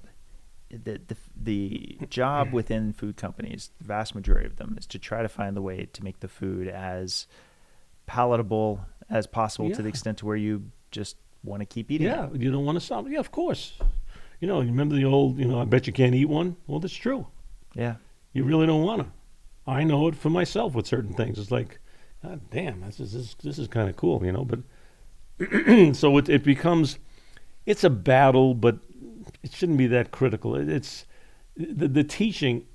I'm maybe old enough or whatever, or too old to try to change the world. I want to help people who want to listen. I want to be objective. I want to be empathetic. I don't want to say, well, you poor bastard, you're not going to do anything. I want to say, I think this is worth a try. This exercise that we do, I think, is worth a try. This way that we eat is worth a try. Is it easy? It's simple. It's not easy. If it was easy, you and I wouldn't be having this discussion. Right. There wouldn't be this business. Okay? So understand it's not easy. But the reward, again, this is where it becomes almost a religion, because, you have to have faith, which is belief without understanding, right? I mean, we start to get into behavioral stuff, we could go for another 2 days. But, yeah, it's... and again, I'm coming from the point... I mean, I'm an exercise guy. That's the stamp I have. But I think I'm a health guy. And I think, and I think body composition, when you get down to it, is really what we're trying to do. If we can increase our muscle and the level of muscle physiology that courses through our body and drives the other support systems, the cardiovascular, nervous, respiratory system, endocrine system, drives them at a high level. Okay, exercise is a great way to do it. Obviously, nutrition is right there. We have to do both of them because they have to do with energy delivery, storage, utilization, wasting. Okay, so yeah. But I mean, that's where we want to go. And if you can attain that end product visually, physically, however you want to do it, not only cosmetically, the results are where people wish they could be. When I say wish, meaning I'm not necessarily agreeing that they will take the effort to do it, but they wish they could be there. And if you wish you could be there, it's got to be a nicer place, or at least a more attractive place than the place you are now. And that's what I'm offering. Yeah, I think that's so well said, because the just getting to a point of the interest, I think, is a gap you have to cross with trying to get people to trust in the momentum. That's something I'm regularly saying to my family, is virtually anything we eat, anything we do is built on habit. Mm-hmm. Right? You didn't start that way. Right. When we started out as a toddler, we're just trying different foods for the first time. The food that you feel you're addicted to, you have to have. I have to have my Frappuccino in the morning. I just have to. I can't imagine life without my Frappuccino in the morning. Well, you have that as a habit. You got introduced to it. You then made it part of your routine. So now it's a place of comfort, and there's some self-soothing aspects to it, right? Yeah. But there were no Frappuccinos 40 years ago, 100 years ago, 1,000 years ago. Yeah. Somehow people made it by without their Frappuccinos back then, right? And same thing with exercise. I before training with you, and whether or not I was running, I kind of had one thing I tried to make sure was always happening, which is at least walking, at least making sure I get in some steps every morning. I could be checking my email on my phone. I could listen to a podcast, whatever, as long as I just get one foot in front of the other, and hopefully with some sun, hitting me from some angle, then I can at least feel I've gone that far. But all of that said, I find as I get older, even as I'm getting busier, that I care more about trying to incorporate at least a bit, particularly with resistance training. For not my health today. Oh yeah. My health in 30 years. Insurance. In 40 years, right? No, this is an insurance policy. It is. And as far as the activity, again, I distinguish between exercise and activity. I promote activity every day. Activity keeps you from being sedentary. That's the purpose of activity.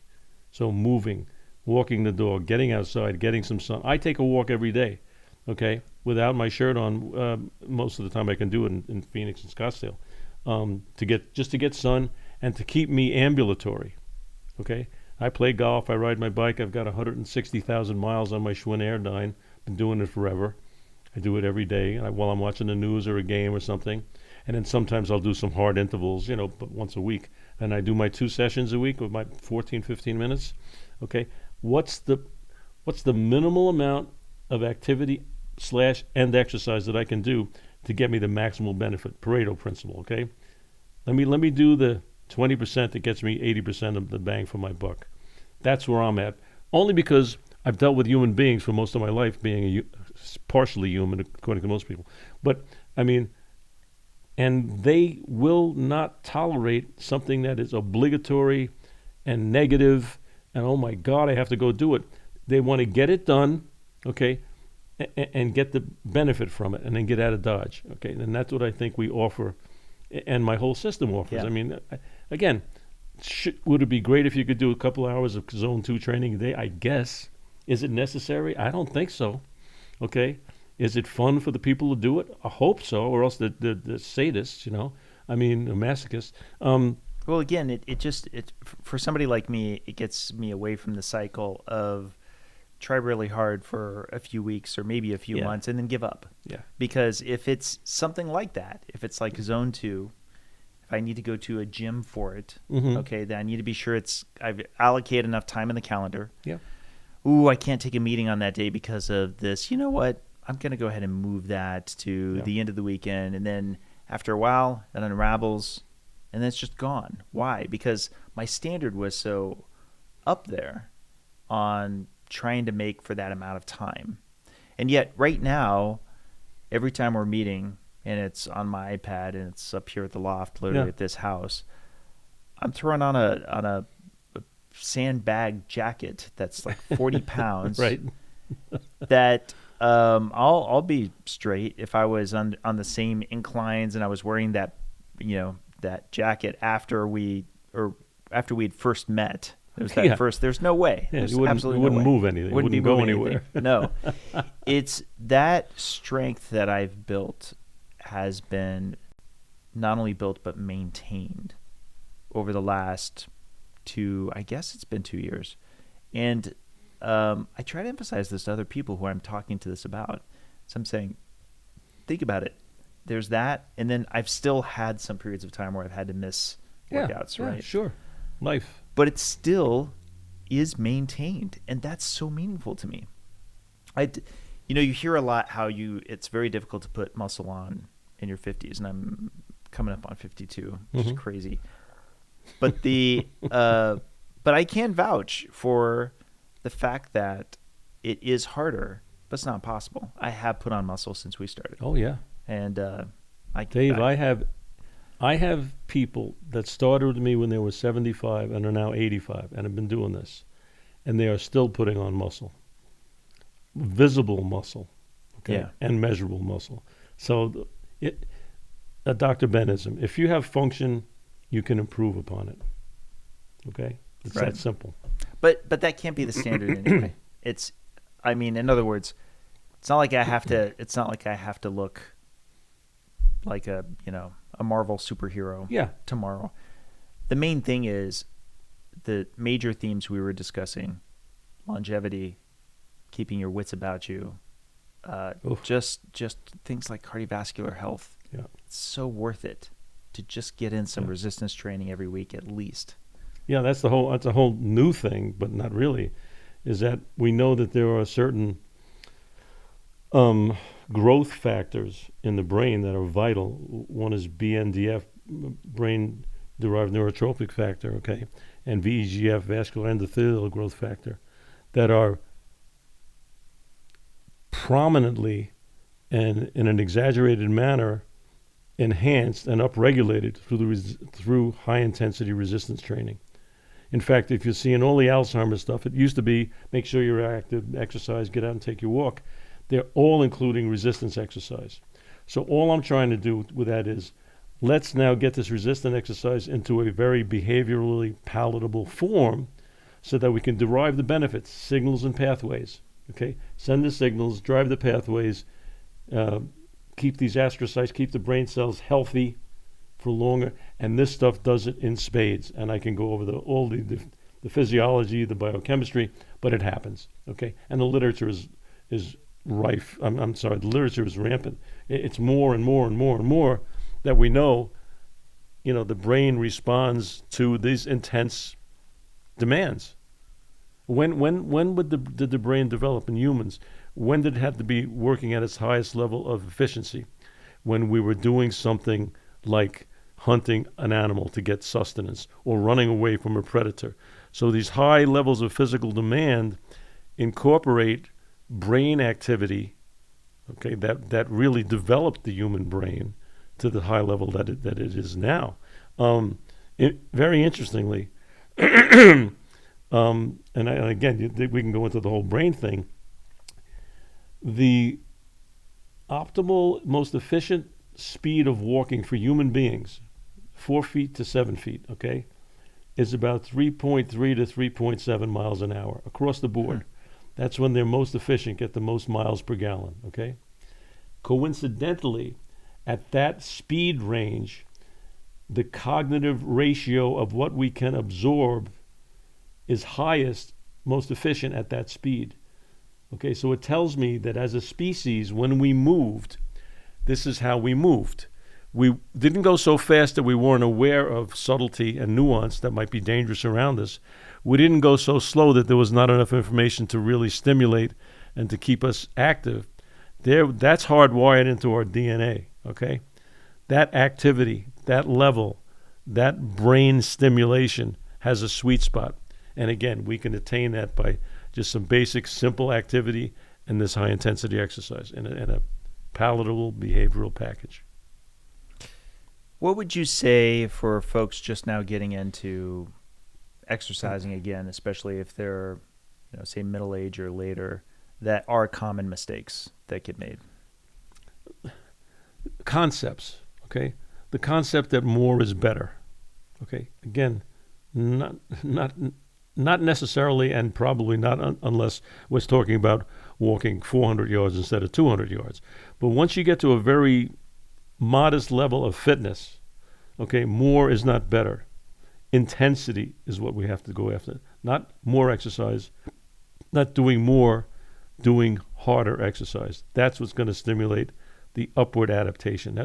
We're always looking for an upward adaptation, okay? Even though we maybe not be able to manifest that in some kind of way that's discernible, we're always trying to drive that.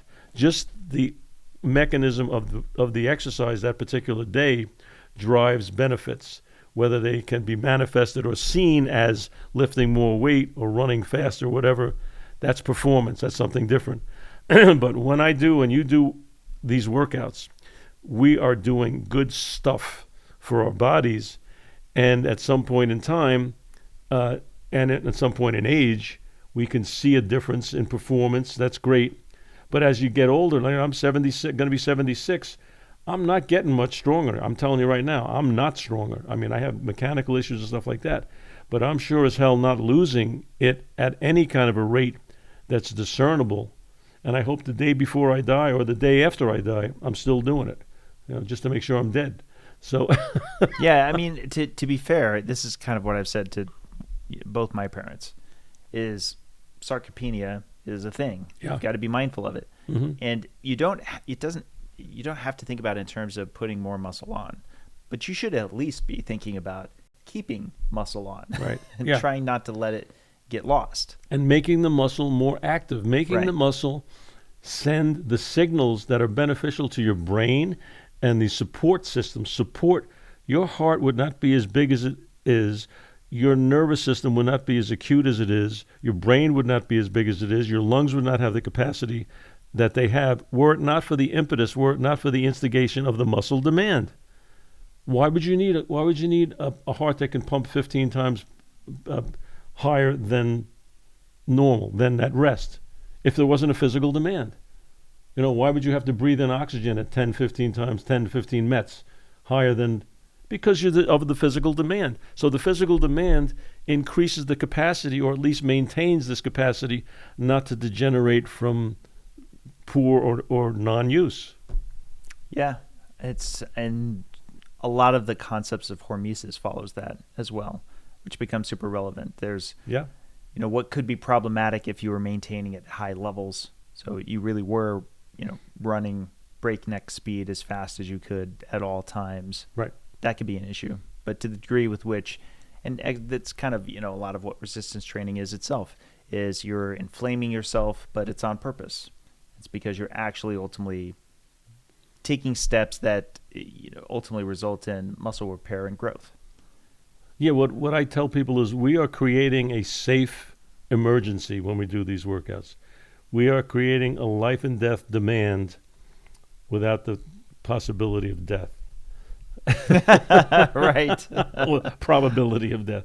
I mean, so, yeah, why? Because that level of demand and muscle action produces this milieu of metabolites that send signals to all these support organs and systems to maintain a high level of production and readiness, health. So you personally, what do you tend to find are kinds of exercise you enjoy doing recreationally beyond the working out? Because I have a number of mechanical and joint problems from all the wear and tear I did with sports and things like that. I used to play tennis, 10 hours a day, high level tennis. I did some running, but I was never a distance runner. I would try to run 2 or 3 miles really hard. And now I walk because my joints can't take running. I do stationary bike now. It's benign for my joints, and I do some intervals on that once a week really hard, what I would call interval training. I do my 2 smart workouts a week, never miss. I play golf. I do walk. I mean, that's what I do right now. And I pretty much have calculated that I do the equivalent of, and this is not that this is a great thing, the equivalent of 35,000 steps a day. Now, the workout that we do in 15 minutes is probably equivalent to 10 or 15,000 steps when we talk about energy demand, and it's only 15 minutes. I'm trying to convert it so somebody can understand what I'm talking about. And I don't think you have to do as much as I do. Don't forget, I have a bias. Okay? Don't forget, I am not, and I understand, I am not a normal person, and I probably don't need, a lot of what I do is ritual. It's behavioral. Okay? And I know it intellectually, but behaviorally, I can't quite absorb it. So, I mean, if I have to do, I mean, it's not like I'm insane, but I get my walk every day. I walk at least a mile every day. I try to get sun every day. If I play golf, I'm out there for 5 hours. I'm warming up, I'm swinging, I'm walking, I'm doing. That's, it's activity. It's not exercise, it's activity. And I do that. And again, my 2 14, 15-minute workouts are bust ass. I can't work out with the weights that I used to because of mechanical issues and because I'm older, okay? I mean, the difference between me and my Hulk picture now is probably 15, 18 pounds of muscle difference, but also maybe 7 or 8 pounds less of fat. I'm a smaller person, and my hormonal system probably can't sustain that muscle that I had. I mean, that's the reality, okay? But I don't need to be. I mean, I was, if I walked into a place, even now, if I walk in the airport, people say to me, how much exercise do you do? I'm freaking bent over. I can't even walk straight anymore. And people ask me, how much exercise do I do? Every day. Dry cleaners, car wash, supermarket. I said, and I'm just there, shopping for steak, But again, I'm trying to maintain as much as I can. I don't want to make it so obligatory, say, oh, Jesus, I got to do this again. Because who's going to follow that through, I mean, a lot of us in the field, I mean, I've been very lucky to make a good living. I can't believe people pay me to do this stuff. I do it for nothing. But this is something that's my obligation. My wife does it. The kids do it. My mother-in-law did it, thank God, before she passed. I mean, she did it till she was 88, stayed strong as hell, okay? I mean, it's I've seen so much benefit from this, and I'm not trying to sell anything. My life doesn't change if 2 people or 2,000 people listen to this podcast and say, geez, I'm going to do Dr. Ben's thing. That doesn't make me a greater person or a more satisfied person or a richer person or a whatever the hell kind of person you're trying to attempt to be. But I just think it's good information. I think it really is helpful, and I think it has value. It has what I always go back to. It has empirical value. This stuff is gold, okay? There's not much of a substitute. Can you do it differently than I do it? Absolutely. Are you getting good results and you're healthy and you're happy? Don't even listen to me. Do what you're doing. If it's working, keep doing it. I'm not here to change the world. Trust me. I'm not. But I think we can be helpful. Let's jump into nutrition. Okay. You yourself, what diet do you enjoy? I have been low carb, high protein for over 50 years. Okay. Wow. Half a century. And I've been high protein even before that, even in high school. But I ate more crap. I mean, as a high school kid, I could eat pizza and subs and all that stuff. And I'm not a purist. I mean, it's not that I don't eat something once in a while. I mean, I'm not like that. It's not like I'm never. If somebody's birthday or an anniversary, I have a little sliver of cake. Yeah, okay, that's great. I never drank in my life. And even though everybody around me, I was on ball teams and other teams, and everybody was drinking beer and doing. My brother, even 4 years older. I mean, I don't know how many times I drove him home, but and I never smoked, I never drank, I never did any kind of recreational drug, and I'm not a hero. My personality is I never really cared about it. I mean, I just really did. And they said, well, didn't you feel peer pressure? And I said, no. I don't even know what that is. I mean, nobody made fun of me. I mean, they just said, oh, Benny's going to drive because he doesn't drink. High school, college, and I just don't. I don't think I liked the taste, say, of alcohol. To me, it tasted medicinal, okay? And so I was lucky, but I never had people smoking, even when I was a kid, I said, what the hell are they doing? I mean, they're breathing this stuff in this. I said, why don't they just tape their faces to the back of the bus or something? I don't understand it. That's what I thought. That was literally the thought I had. I said, well, just do that. You want to get a lot of smoke? Do that. Anyway, so I'm lucky from that standpoint. But I don't begrudge people that do have a glass of wine or do some stuff. God bless them. My parents had this stuff at holidays and all kinds of stuff. That was great. Good for them. No, but there's a reason there's a term like alcoholic fatty liver disease, right? Oh, yeah. So it's no question, you want to be mindful of how alcohol can impact your health, which is well within the topic of nutrition. Yeah. I have heart disease in my family, whenever I'm like having to list that. But 100% of those who had early heart disease were smokers and drinkers. Yeah.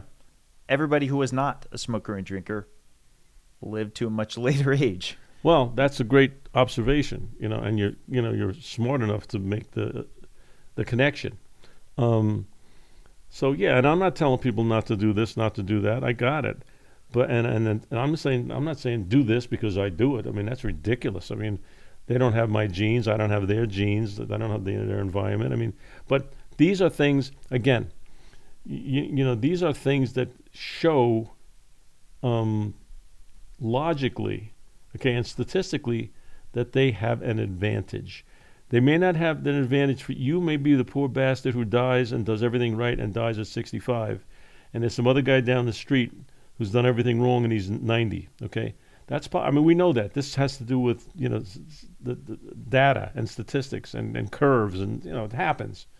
But again, behaviorally palatable to me is a phrase I like to use. Can you do this without thinking this is obligatory? I'm in a monastery. I'm reducing my pleasure, or I only have a certain amount of time to live. Why don't I enjoy it? Well, I think I do consider that. I mean, I do, and I think this helps me enjoy what is enjoyable to me.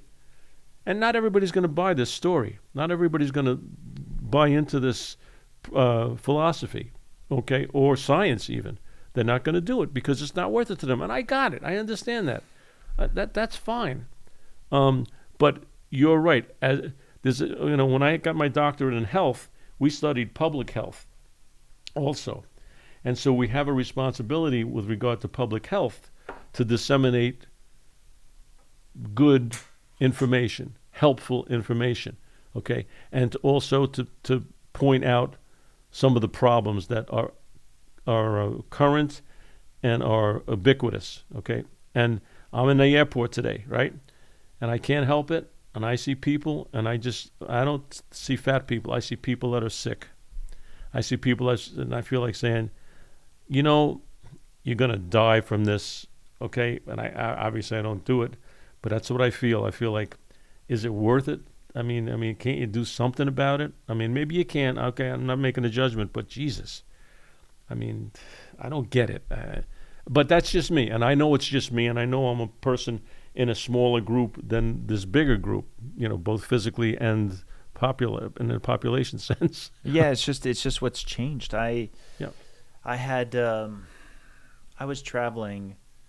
This was in 2020, and it was our around the world trip. And I remember at one point being in, I think it was Singapore. No, not Singapore. Anyway, it was somewhere in the East. They had all of their. It was a fairly big airport that had like a large food court, and there were all these traditional Asian cuisines spread out through all these different restaurants. But there were two long lines to two different restaurants. You know where this story is going, oh, yeah. Right? Yeah. One of them was McDonald's. Of course. The other was KFC. And I was watching it in that moment, and I had literally just gotten done doing an interview, because we're doing around the world trip where I'm picking up these interviews that we're going to be using for our documentary. I had just gotten done talking to a physician in a hospital who was kind enough to give us an interview. We needed a translator for that physician. And he was describing how diabetes is exploding there, yeah. Right? And here I am. I'm in the food court afterwards, and I'm like, I can't help but feel sometimes. I know this is going to sound totally negative. I can't help but feel sometimes like the U.S. is kind of like the virus that's just kind of spreading. Yeah. It's and this isn't to say, this isn't to say that I'm not pro freedom. If you want to eat what you want to eat and that's your thing, okay. What I have a problem with is that people get this kind of sense of helplessness, like there's just not a lot they can do about it. And like in the case of where I'm looking at that food court, I feel like if I'm family members of those people who are in the line, I'm going, or we could go over here. It's not even whether it's low carb or not. A lot of these other cuisines are not necessarily low carb, but I guarantee they're healthier. How can I guarantee that? Because I've been living in the U.S. my whole life, and I've traveled outside the U.S., and I swear you could throw a dart out onto a globe, and whatever country you land on, odds are their ingredients, their foods that they make are probably better for you than what we make. Yeah. Standard American diet has the name it has for a good reason. Yeah. No, I mean, and again, you don't want to be, in my case, an old curmudgeon and, boy, things are terrible now and the world's falling apart. I mean, that's generational, too. The world's not falling apart any more than it was 100 years ago for those people who it was falling apart for then because of some other thing, okay? That's generational. But, again, empirically, we know the data shows they are suffering from diseases which are behaviorally induced and behaviorally reversible. And if you're in the field and I'm in the field, I feel responsible that at least I give the best information that I have and make sure that I'm up on this stuff, that I know what I'm talking about, and also that I'm objective in saying it is your choice, but let me just recommend, that maybe you try this. It's not so bad.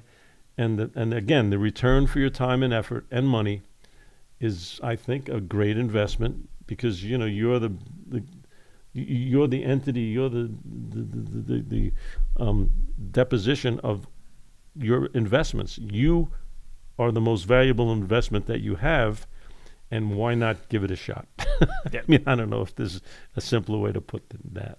There really isn't. I mean, I get back to the habit aspect of it. You can build new habits. Trust in the momentum. It's the hardest in the first couple attempts. Yeah. And then it might still be hard years later, but not like it was in the first couple attempts. But you get used to it being hard. Exactly. Yeah, that's a good way of putting it. Right. Yeah. Like, I'll give you a good example.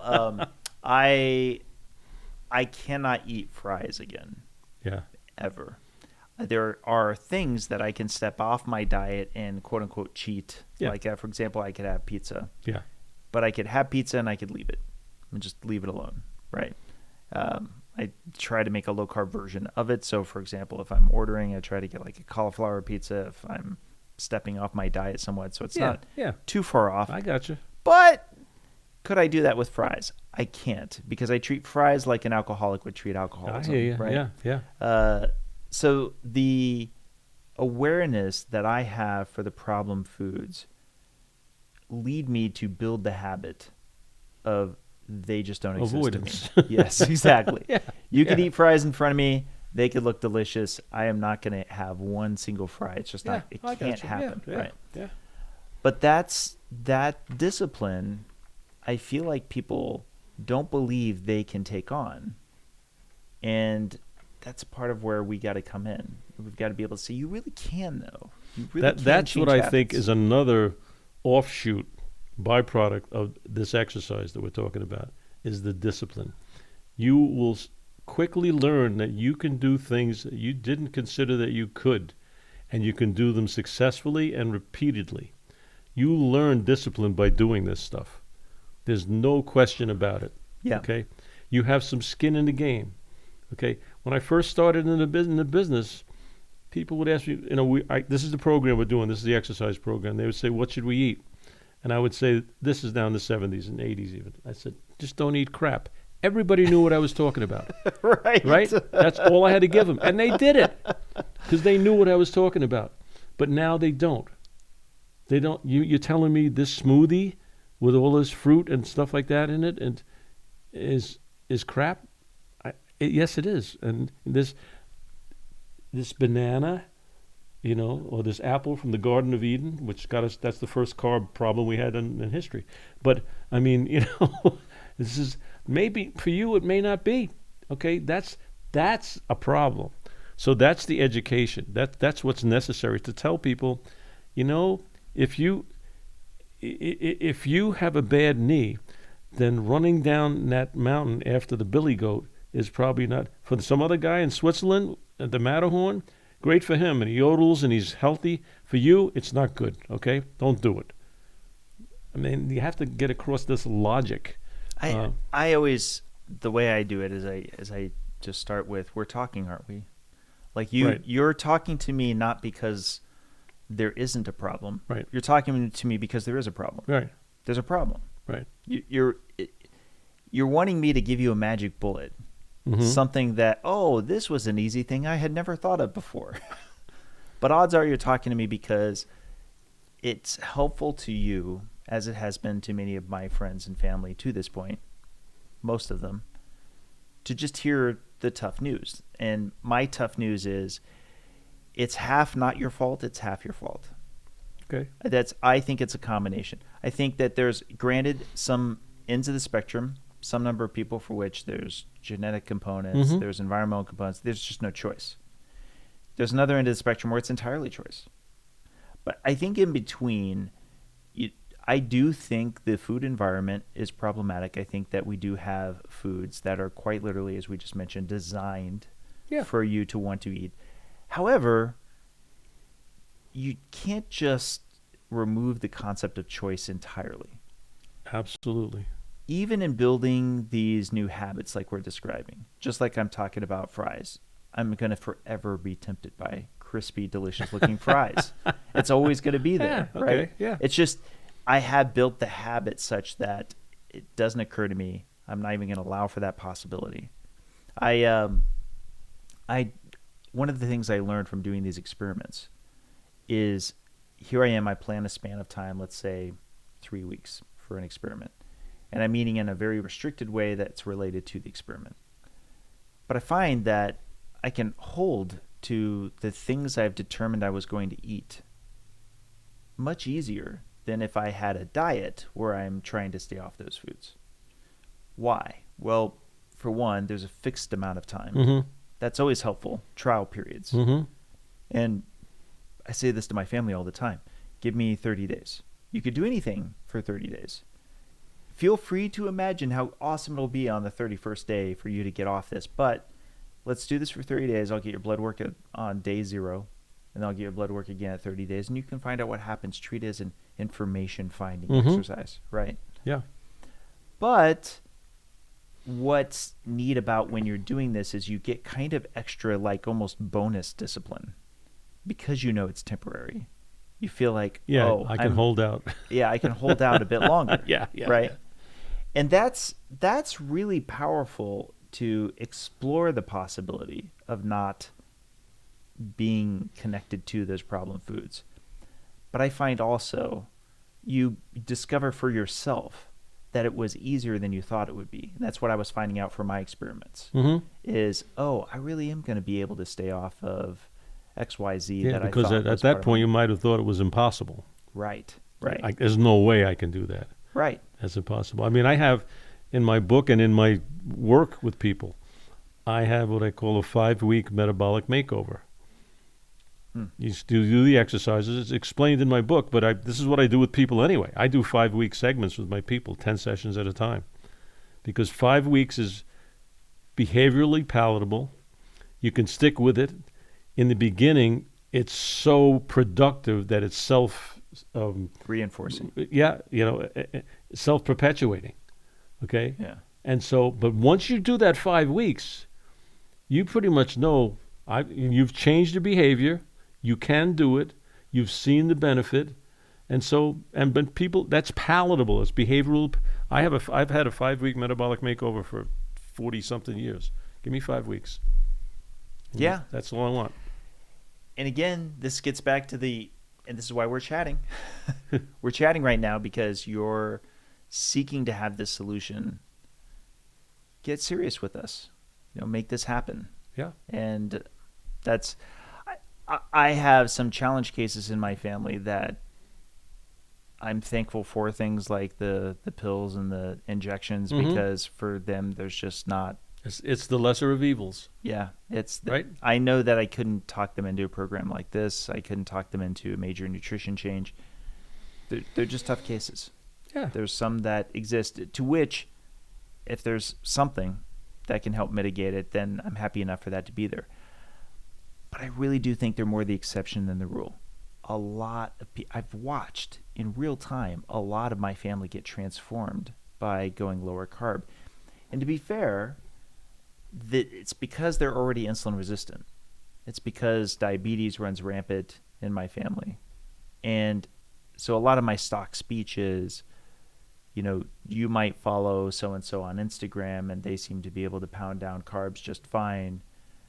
Something happens with many of us, and has happened with much of the world, where we become insulin resistant. Yeah. And at that point, now you should have to care about the thing that right. insulin manages predominantly, being glucose. Yeah. Therefore, to some degree, you may want to consider bringing down carbohydrates. Yeah. There's one of my favorite lines from Ben Bickham is, who I guess lifted it from somebody else, or at least Gary Taubes mentioned this, is any weight loss diet is a low insulin diet. That's a good way of putting it. Yeah. So okay. You could get, without going low carb, you could say restrict calories, do the Weight Watchers route or something like that. But there's just no getting around it. If you've got high insulin in the morning, it's going to keep you from losing weight, because that's literally its job, is to keep the weight on.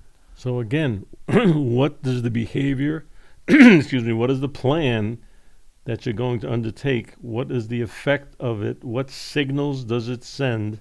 And what pathways does it instigate, right? And so if you're eating less food, in general, fewer calories, it instigates an insulin acceptance. In other words, less insulin resistance, just because you don't have an overabundance of energy to try to deal with in an aberrant, way in fat cells and things like that. You just don't. I mean, people say to me, "How about Chinese people and they eat a lot of rice?" I said, "I'll tell you what. You eat 2 handfuls of rice and you go work on the rice paddies 12 hours a day. I guarantee you're not going to be fat or have insulin resistance." Right. Okay? I said, understand the stuff that's going on. All right, come on.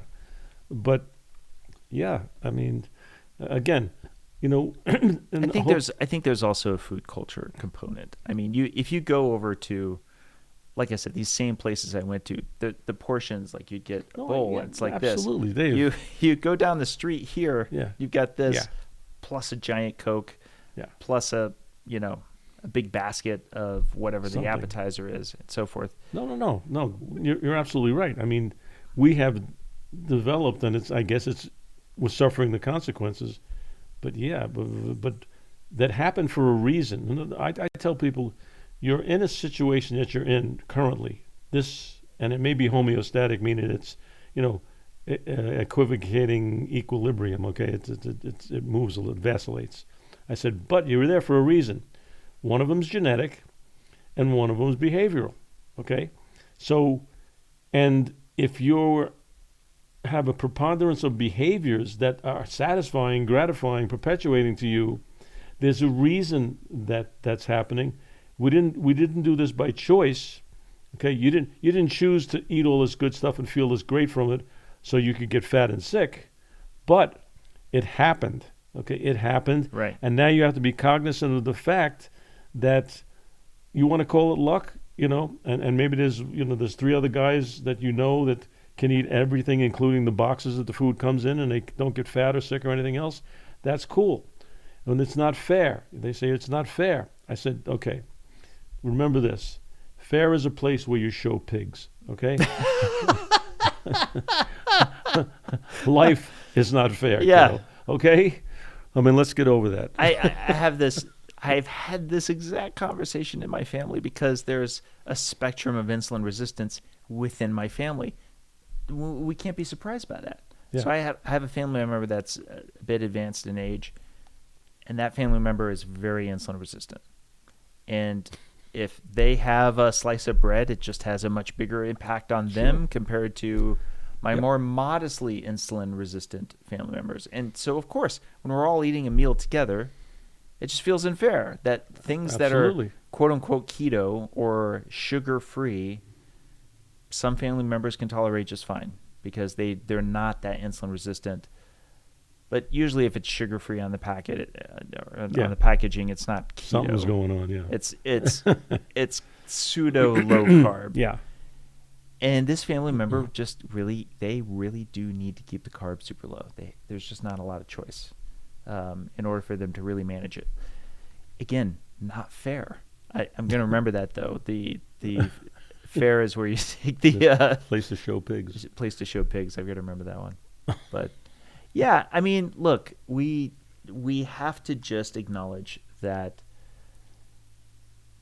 we have the ultimate in first world problems and that we have actually engineered our own state of chronic diseases. One of the things that I appreciated about how Gary puts it, Gary Taubes, is he'll say, if this were a pandemic of an infectious disease, there would be all these scientists on top of this 24/7 that would have tried to get us to solve this as soon as possible. However, the environment is a bit of our own making, and that also complicates getting to the solution better and faster. Yeah, I mean, there are a lot of powerful forces at work that, to whose advantage it is to perpetuate the current trajectory. Yeah, and for what it's worth, I think a lot of it is just motivated reasoning. I think there's, getting back to alcohol, I think that there's a lot of folks who would say, drink responsibly, of course, even if that's what they're selling. Some people won't, but they would believe in the freedom of people to choose, which I could be on board with. Mm-hmm. You should, as long as you're informed and it's informed consent, that's fine. But with regard to being able to tell somebody who has a problem with alcoholism, this is a problem, and this might be something you should consider doing. Well, maybe we could have a slogan we could come up with, Dave, like instead of, drink responsibly or whatever, we could say, die responsibly. Yes. Got to trademark this before this thing gets out. Oh, yeah. Yeah. No, the problem with food is that you have to eat the food. Yeah. Alcohol, smoking, right. You don't have to have them. But with food, you do. And I'm still amazed that there's not as much recognition for the addictiveness. Food addiction is still not in the DSM, whatever the major book is of conditions. Yeah. It's still not a classifiable condition, but it's so definitely a pathology. And how can we not you can observe it with an MRI. Yeah. Come on. You can say it's not there. Yeah, it's crazy. Yeah, it lights up. Of course, but whatever. I mean, and again, it's to a lot of people's advantage not to acknowledge some of the stuff. So outside of exercise, outside of nutrition, what do you think are other areas that people need to be improving on for their health? I think, and again, I mean, I come from a family of very educated people, so that to me there was no question I was going to go to college and get a degree past college and all that stuff. And my brother went to Ivy League school and all that, whatever. I mean, but I think find something that you are interested in and go after it a little bit. I mean, leave some time to study it, read about it, watch it, listen to it.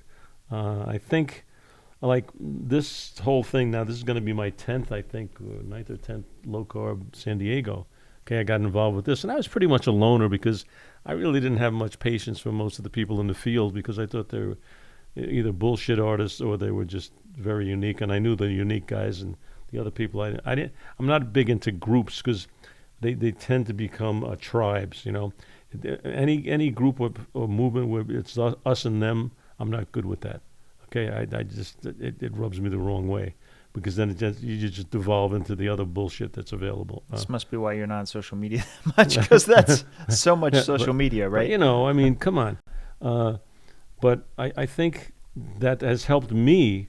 I mean, I'll give you a story, okay? So I talk at these conferences, and people are really nice. That's a great talk, and thank you. So I'm with my wife, comes with me, unless she can't, but I mean, she's with me and sits at the table, whatever.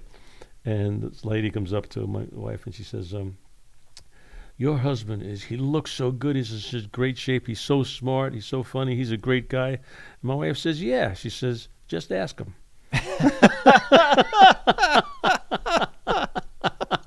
But I mean, you do there's some ego boosting with this, whether, you say it matters or not. I mean, it feels good when people say to you, that was real. I really enjoyed your talk. I really enjoyed, and even though I try not to be affected, affect my behavior as a result of that, I like it because what I'm learning and what I'm telling people about is appreciated. I mean, I've been lucky enough that my whole life, first I was a renegade because I was saying this stuff before most people on the planet were. And now I'm saying it and they say, yeah, you really knew what you were talking about, whatever. But it's still, I say at some point I may stop, but it's not today. Today's not the day I'm stopping doing this. I like speaking in the same way that a teacher who's preparing a lecture likes it, because it forces me to hyper-focus. Mm-hmm. There are a lot of things we can talk about, like, say, today, that are conversational. We might get one thing not exactly right, or this could have been articulated a little bit better, or something like that.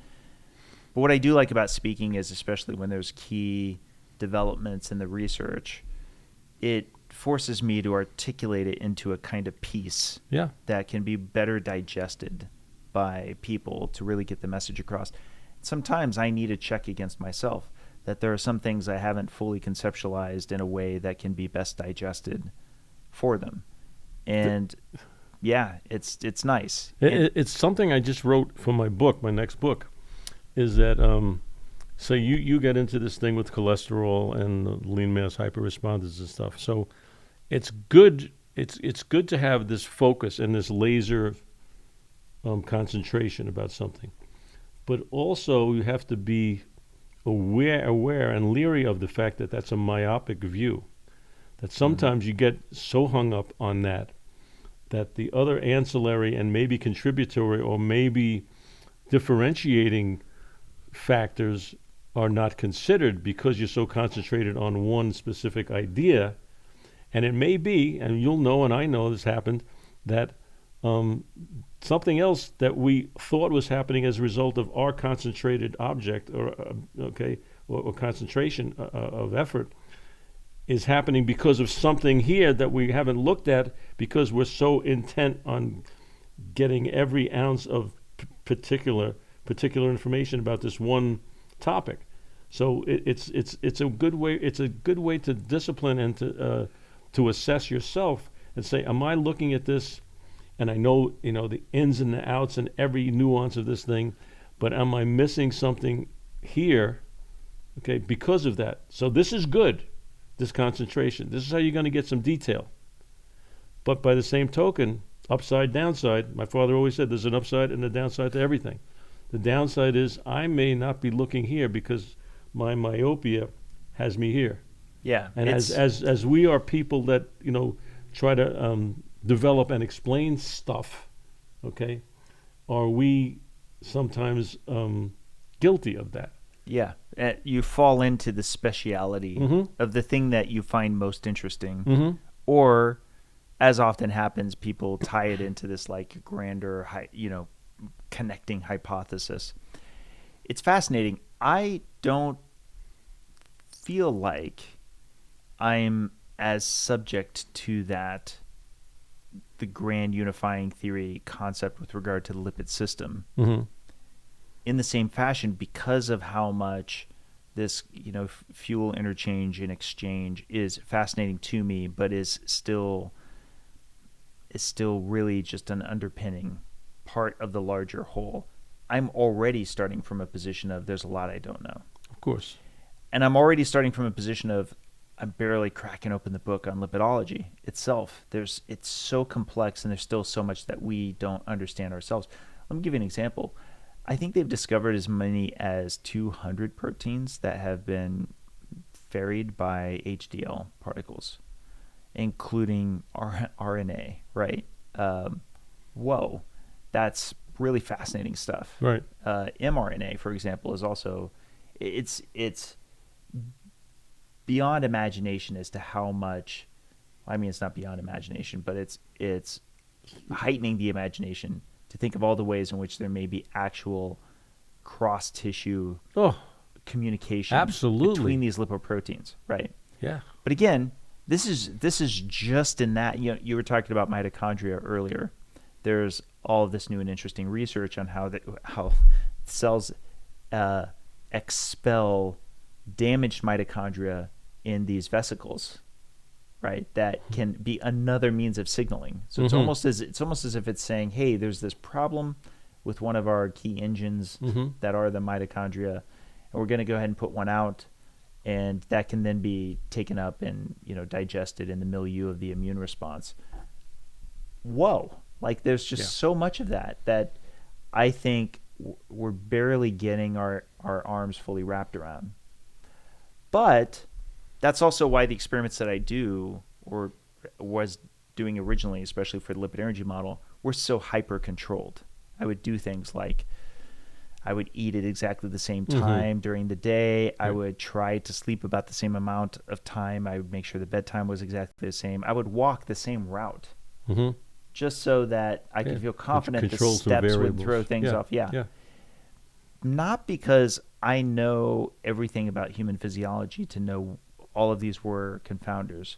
It's really for the same reason you do a randomized control trial. What you're trying to do is you're trying to make the confounders you don't know about not matter. So getting back to the Rumsfeld kind of statement, there are known knowns. There are known unknowns. Right. And then there are unknown unknowns, right? Right. Yeah. So in the case of there being known unknowns, I'm already familiar with the fact that, or I shouldn't say the fact that, but in my opinion, there are more known unknowns with regard to how we get to a state of insulin resistance syndrome.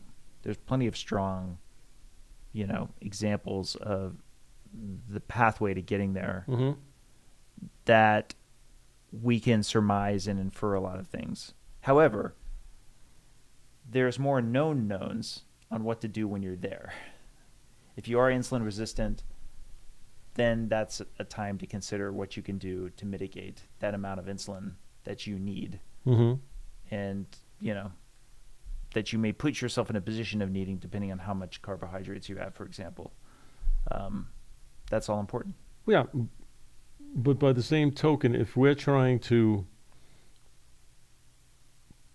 provide this information so that somebody who's following can place it into some behavioral package, then we really, I mean, even statistically, and this, even mathematically, we're guessing, but we're trying to make intelligent guesses and good guesses and more likely guesses to be accurate than not, right? I mean, any statistical analysis is just a mathematical way to try to ensure that the guess is less random, but it's still a guess. Yeah, it's you're making inferences from hypotheses. Right. And data comes on a spectrum. Some data is stronger than others. I'm a big fan of Bradford Hill. The further along you are in his assessments, the more confidence you probably will have for how much there's this like dose response for things. And sometimes we learn it through, unfortunate accidents like vitamin deficiencies. We found out more through, medical health care where there was not enough vitamins in what was being consumed. Right. Or like, for example, the children with epilepsy, where we were making the shakes that they would consume and didn't realize that they were very deficient in the vitamins that we now know that we need. Right. But that's the process. Yeah, it's an interesting process. It is. And, I think, honesty and discipline are, basic human characteristics, but they're really important. And I think you learn it. And, what's the saying about, having somebody believe in something that's going to affect his salary negatively is, you know what I'm talking about? It's difficult for, and I think it's phrased as a male, it's difficult for a man to believe in something right that would negatively affect his salary or something like that. Yeah. I mean, so, the human nature, which I find to be at worst amusing, because I think people are just funny as hell. I mean, I get a kick out of people, I really do, because they're just typically human, and you try to work within that. That's who you're dealing with. Those are our subjects, and it's predictable in some cases, sometimes surprisingly unpredictable. But I mean, that's what keeps you asked me what keeps you going. It's interesting when I see people when the light goes on, and they know they now understand. See, I try to teach people how to feel something, and that's not easy. I try to teach you how to feel what's going on at that moment, at that particular time. Okay, how does that feel? And once you get that connection, that's invaluable. That's a concept learned. It's not a fact learned. It's a concept learned, and I try to teach concepts, and I think that's pretty cool and challenging, and I keep trying to do it. Yeah, it's getting back to how you keep learning, you keep pursuing. If I were to pick on something that I think is crucial towards lifespan and health span, outside of nutrition and exercise, it is that purposeful and perpetual level of curiosity that draws you to keep learning, keep growing, keep understanding, and wanting to understand more. I think it's so crucial. I think that there is some good science behind, especially the concept of purpose. Right. Not even just towards society as a whole or whatever, but a lot of times just purpose within your family, within your community. Yeah. Things in which you're contributing. It's powerful.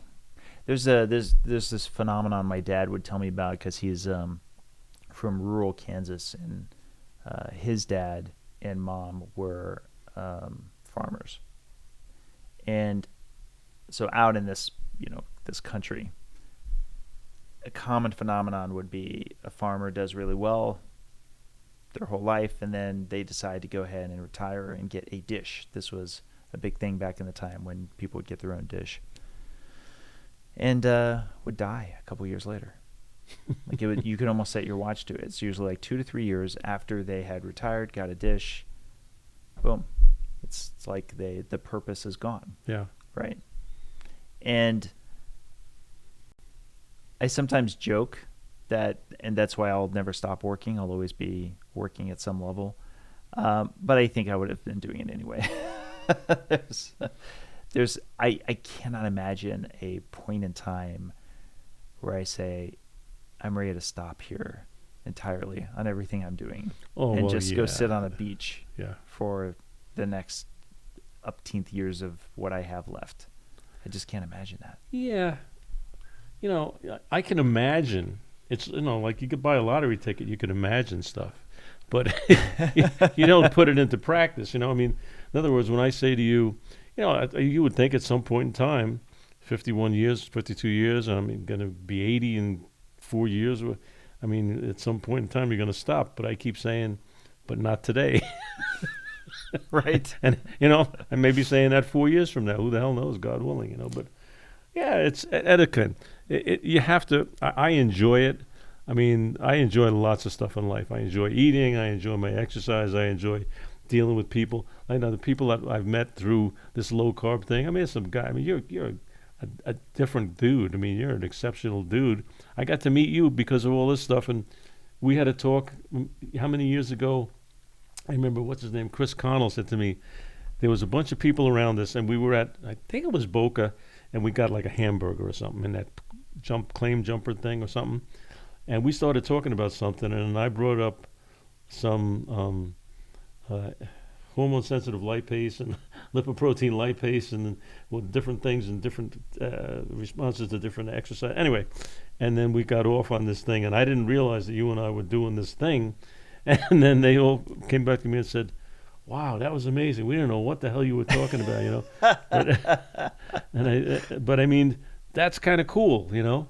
Yeah. That you get to talk to somebody who understands, maybe even more than understands, appreciates, senses the acuity. You know, I mean, this stuff is, it's pretty cool. I mean, it's almost like, you know, you're, you know, kind of, when I say bragging, or you're being, you know, there's hubris involved, saying, you know, we can have this talk because we're cool, you know. Well, no, But I mean, there's I've loved whenever I've been in those discussions at a conference, but I've Yeah. also loved witnessing other people. Yeah. So, for example, one of the ones I'll always remember is Amber O'Hearn chatting with Jake Kushner backstage, and this was, I want to say, low carb Houston. You remember when Nadir Ali was doing Oh yeah. that conference, and it was a super. I really wish I could have recorded it Yeah. because they were getting into some depths that I'm not familiar with at all, and was really appreciating just listening to them discuss it. Yeah. But this is another one of the things I want this to be. I want these long form conversations that are in person. I feel like you can really drill into things a lot more. But another area that I'd like to expand on this is also like live, let's call them discussion/debates. Mm-hmm. I'd like to get different people of differing sides Yeah. to come together, because those long form discussions, sometimes that's the best stuff to ever listen to. Yeah, well, if you give it enough time, because what happens, I think that too. No, sometimes we sit on the panels at the end of the conferences or whatever. I always feel like even at your last conference, it was myself and Amber was here. That's right. I love him. The wound guy. All right. Is it Ravi? Ravi. Yeah. Somebody, and then Nikki came on the stage later, and we could have gone on and on, but that is so cool. It is. You know, and then somebody from the stay backstage yelled out something, and I talked to him, and that was very cool. You know, it's like, wow. And the time element seems to be almost never sufficient. You know, like it should almost say, well, the time's up, but if you want to stay, we have an extra hour in this place. You know, that would be cool, because they can go if they want, and if not, you know, everybody I always like here's what I always like about this friggin' those panels. You got 2 microphones and like 5 people, right? So somebody has something to question, it has something to do with something I'm probably pretty well schooled in, or this guy might be very well schooled in. Every person in these God blessed these panels has to put that. Well, you know, you asked him about some kind of heart function, and I'm I don't know, I'm some other kind of discipline, psychological behavior, eating behavior, but they always have to say something about the topic. And I said, you know, pass the goddamn microphone, because Right. we know you have an opinion on it, but nobody's asking you about this. Yeah, I have the engineer in me. I've chatted with Doug about these things before. The engineer in me wants to find a way to have a visual feedback loop. You probably saw that with the debate that we had, the formal debate with Chris McCaskill and Peter Ballestead. I actually had a visual. I don't know if you saw that debate. No. But I actually had I a don't think I visual did. depiction that Where was was on that at? screen. That was at COSI. And I didn't see it. What the hell was I? Yeah. I'm Oh, not well, sure. I don't know. I might have taken a nap. But what was neat about it was you could see basically time banks on both sides. And so when one person was speaking, the other person's time was frozen. Okay. But the time would go away Yeah. on this person's side. Right. And then it'd switch. Right. Time would go away on this person's side. And if you went too long, it would be double time. Like you'd lose it at a faster rate. Yeah. So what I would do in panels, because I keep thinking about this, the exact thing you're talking about, it's a challenge, because what should happen is all of us as panelists should just be mindful to not, because it's true, we all have opinions, right? Yeah. What I think would help is if the panelists themselves were facing a screen, and the screen actually showed the time being used by each panelist. And then I think they would self-regulate. Yeah, because it would help. Because let's say I was talking a bit much, and you could see that my, like the panelists and I could see that I've burned up, 7 minutes of the panel where everyone else has been closer to like 3 minutes. Yeah, no, I think I'm that's be more inclined to not. I think say so. something. Yeah, that's pretty cool. I love these. This is the other thing that I may try to see if I can get ready in time for Doug for San Diego, but he loved this idea, which is having a question mic. So there's the mic for people who come up to ask questions, having it auto stop in 15 seconds. So you have your question, you need to say it in 15 seconds, which should be plenty of time, unless you're wanting to have this big run up story, which Doug doesn't care for, and all of us, because it can burn up a lot of time, right? Yeah. But things like that, I like trying to think out, and I enjoyed what we did with our conference with regard to time management. That's something that was also a big compliment that we were getting from attendees, is we run a tight ship. Yeah. We really keep everybody not only on time, but I have that, our timer. Well, I guess you didn't see it this year because you were in with last year. But this year I had a timer where not only did it go down, but the screen would start like flashing red, and then eventually it would like start blinking really fast. Warning. And then it would just say stop. And just I didn't like see that, no. flash. Well, you can't see it, but the speaker can. Because that's what I mean. Yeah. So it was good because it worked. You got to be respectful. One of the best elements when Arthur or Agustin came, and Arthur and I got to be good friends, right? And he can talk, and so he was doing it. This is had to be Boca, I'm pretty sure. Anyway, and Doug knows I know Arthur, and so Doug comes up to me and says, "Ben, Arthur's got 5 minutes left, and he has 41 more slides." Yes, right. And so I'm going down to the stage, and Arthur's talking. I'm waving my hands, Arthur, time. And then finally he got it, and he said, all right, let me just say about Ben. Like he wanted to mention about my program and stuff like that. And he said, look, and like he skipped like 45 slides. And said, oh, thank you, but Doug was like in such a, because he didn't want to cut him off kind of, Right. But it was so funny. You got 45 more to go. It's 5 minutes. Okay. Well, Doug's conference at least has like margins. Yeah. Because it's like, ours doesn't really have margins. We have like speakers back to back. Yeah. And especially for the citizen science speakers, you want to be mindful of them. So I don't want the featured speakers to bleed into the citizen science speakers, since they only have the 14 minutes. Right. The reason they have the 14 minutes is so that it's really technically 15 minutes. Of course. We're stopping them right at the 14-minute mark. But it works. We can get a lot of speakers. Yeah. We managed to get in the panels. We managed to get in the debates. It's so much work. Oh yeah, Conferences are so I know much how much work it is, because I at the San Diego conference. Okay, I have a place in Coronado, so I'm there in the summer, and Doug and Pam spend a week or so with me around the conference, just to chill out and stuff.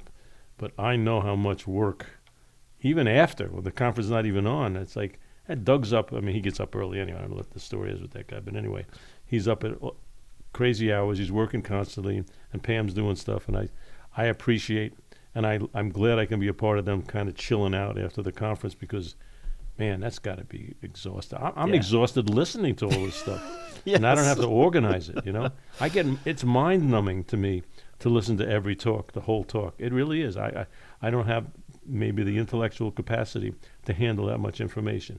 It hurts my head. Okay, so no, it's a hell of a task. I mean, that's why when I said to you, I said, I can't believe Sharon could do this. I mean, all the balls she was juggling, and it's like, oh my God, this is like magic. That's amazing. She is a pro, and wow. This last time around, she had a longtime colleague that she was able to pull in to do the actual stage management for us. And so you may have seen him. His name was Tom, and he was like right around the corner of the curtain, and he was running and was calling the show. So he had a Yeah. mic Oh, on, yeah. Okay. Yeah. and super pro, was Yeah. doing it great, and it was volunteer. She Yeah. managed to talk. Again, this is the thing that I'm proud of with our conference is everyone's all volunteer. Yeah. Like everyone, Yeah. including us, including all the speakers. The speakers come on their own time and they're on their own dime. Yeah. God bless you all. Yeah. Right? Yeah. But it's just an all hands on deck for the science. It's to get the money together so that we can Yeah. keep doing the next studies. We had this one. Now we're most of the way funded for the second one, for the triad study. Mm-hmm. So what's that? Describe that again. So the triad study, remember this lean mass hyperresponder study had cut points of an LDL of 190 or higher, HDL of 60 or higher, and triglycerides of 80 or lower. So that's pretty close to a lean mass hyperresponder phenotype. Okay. Which is Yeah. why it was called lean mass Right. hyperresponder study. Right. Triad study, don't hold me to it yet, but we think that probably it'll be much more permissive in that the HDL will be, say, 50 or higher as opposed to 60. Okay. Triglycerides of 100 or lower as opposed to 80 or lower. So a lot more people that would fit in the swath, but still we want it to be hyper responders, so people who still have an LDL of 190 or higher, which is going to be a lot of people. Mm-hmm. Now, the one other component that a lot of people are going to be interested in is we'll have a control group. And the only question is what that control group people, who that'll be. It may just be a bunch of people on a mixed diet. Because then at least they can be comparably metabolically healthy, but on a mixed diet. Okay, And so you're gonna match the population. You're gonna take from that population determined by those factors. You're gonna split it up, but part of what the selection process was they were on low carb diets for a certain number of time or something. I mean, yes, for 2 years. so how are you going to?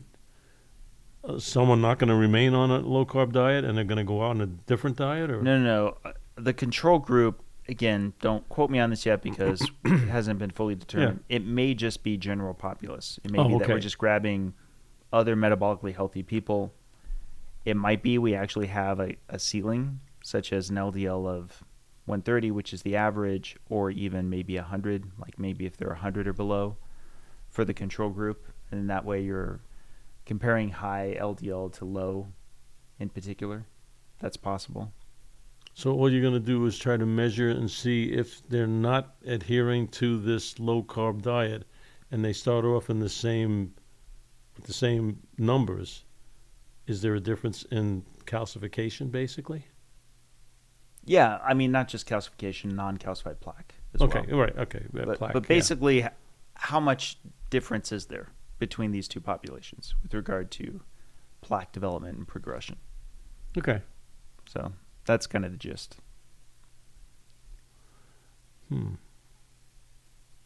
It's exciting because we didn't have a control group before. That was something we were upfront about from the original study.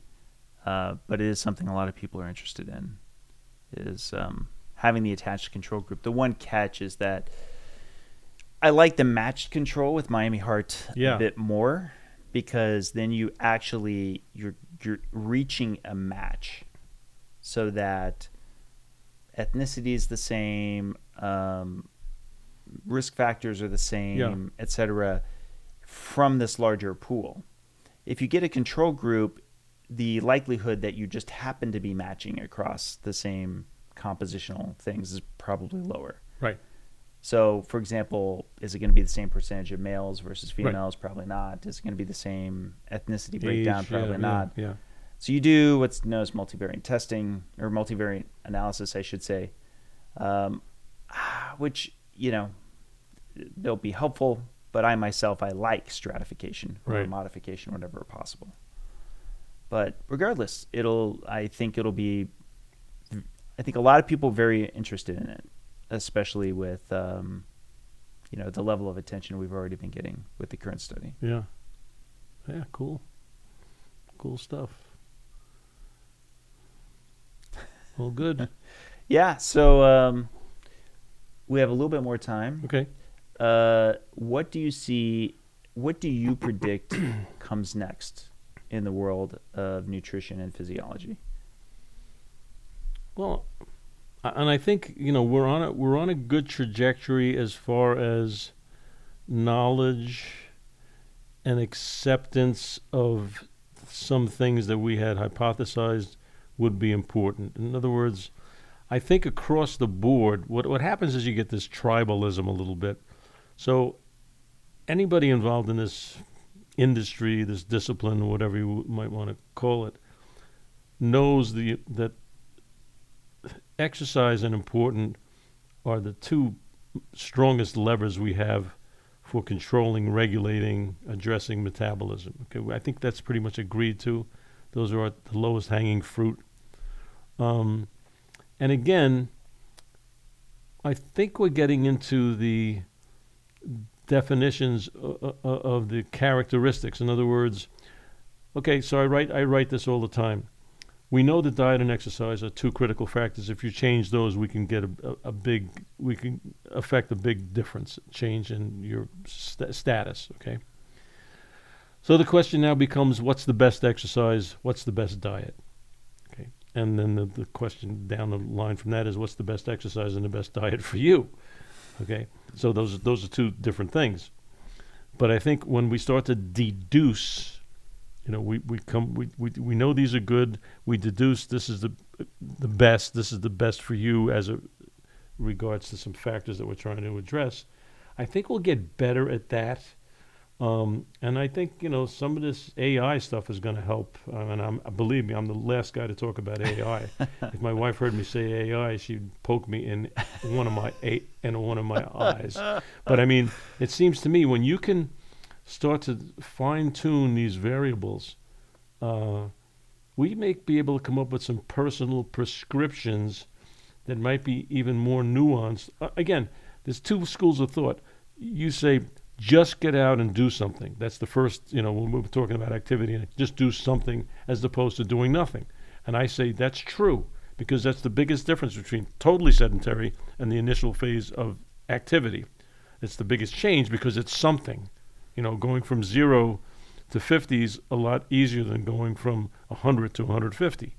So we know that's but now, once we get, and this is, I always thought I was good at this or lucky, one or the other, and I don't care, is that once we get to a moderate level of adaptation, which we know, just cutting out the crap, like I used to say in 1970, just cut out the crap. I got a bang out of that, right? But am I able to now say to you do this? This is how much we can. I mean, I think we're going to be able to measure. Like the glucose monitors to me are like phenomenal. Yeah. We're going to have lactate monitors. We're going to have all kinds of different. I mean, same thing happening, right? Respiratory quotient monitors, all kinds of stuff. And so I think we're going to be able to get a bunch of data and apply it, and maybe come up with a more specific, directly powerful application of maneuvering diet and exercise for people. To their personal situation. I think that's going to happen. Okay, and again, what also is going to happen is that all of these maneuvers are going to be conducted by human beings, so subject to the frailty of the human personality. Okay, we're going to have people that I discovered it first. This is the best way. You have orange, I have black. Orange is no good. It's so that you're always going to have to deal with human concerns, okay, human personalities. But I think we're going to have enough information that an objective guy, and I hope to hell I'm objective. I really do. I hope it because I think I am, and I may be delusional, which I know I am. But I think we're going to be able to specifically provide powerful and effective remedies behaviorally for people based on better, more in-depth information. And I think it's gonna make our product better, more self-perpetuating, because hey, this program is for you. First of all, if it's my program, you made it just for me, even though it's the same program as the 47 guys before you. That's important to somebody. This is made just for me. Okay, but I think we're going to be able to a little bit address that, and then if it actually works better than most of the crap that we maybe have portrayed because we had less information, I think that's going to be that's exciting to me. I mean, I'm not going to see the end of that, but I'll tell you what, man.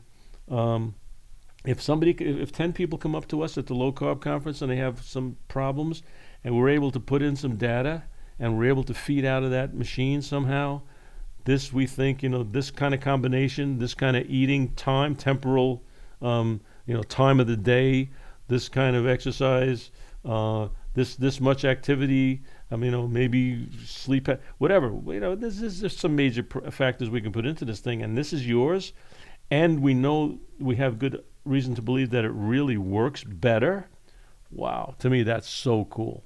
That's something to look forward to, and I think that's going to happen. I think and again, I know nothing about the compilation of data and the extrapolation of minutia from that AI can perpetuate, but conceptually, I think, shit, how can that not help us? How can that not be cool? Because I mean, we gave information to people, have been giving information to people for 40 years, and we say the people didn't follow our advice, right? And I say that's true. People will not follow anybody's advice perfectly, but if the advice we're giving isn't powerful in and of itself, then we're at fault too. I mean, if the plan can't work and you follow it perfectly, then everybody's screwed all around. Yeah, you're so preaching to the choir. Obviously, as a developer, particularly a platform developer, I've been excited for AI, this revolution that we've had. Yeah. And I've discussed this on other podcast recordings where I actually originally wanted to be an AI engineer. And the problem is this goes back to the 80s. Processing power just wasn't there yet. Right. There's two buckets of AI. Arguably, the two major ones is symbolic, which is top down. It's where we're literally programming every line of code. Mm-hmm. We're programming how the thing thinks. And then neural networks. And neural networks is bottom up. You train it.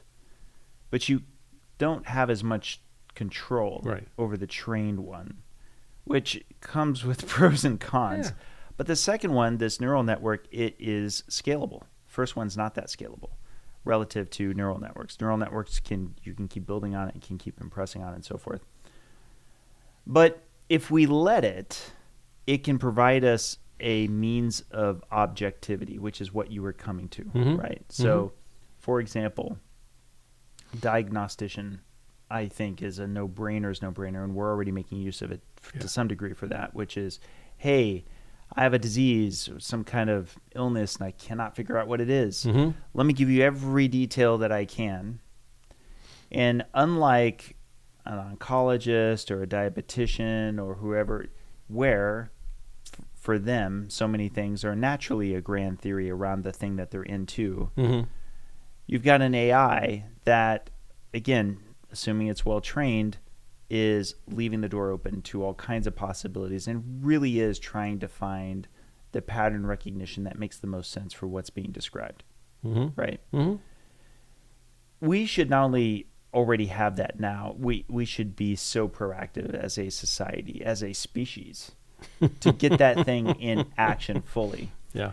However, I also know, it's just the reality of the world we live in, that these models, these LLMs, they have a business that supports them. The business needs to make business decisions. So, for example, if the LLM is coming up with an answer that's well outside the mainstream, especially for something like medicine, that's probably something for which the business is going to want to train the LLM to get away from, and to speak more to like guideline-based medicine, things like that, right? That said, there's open source LLMs. There's competitors. It's not like there's just one out there.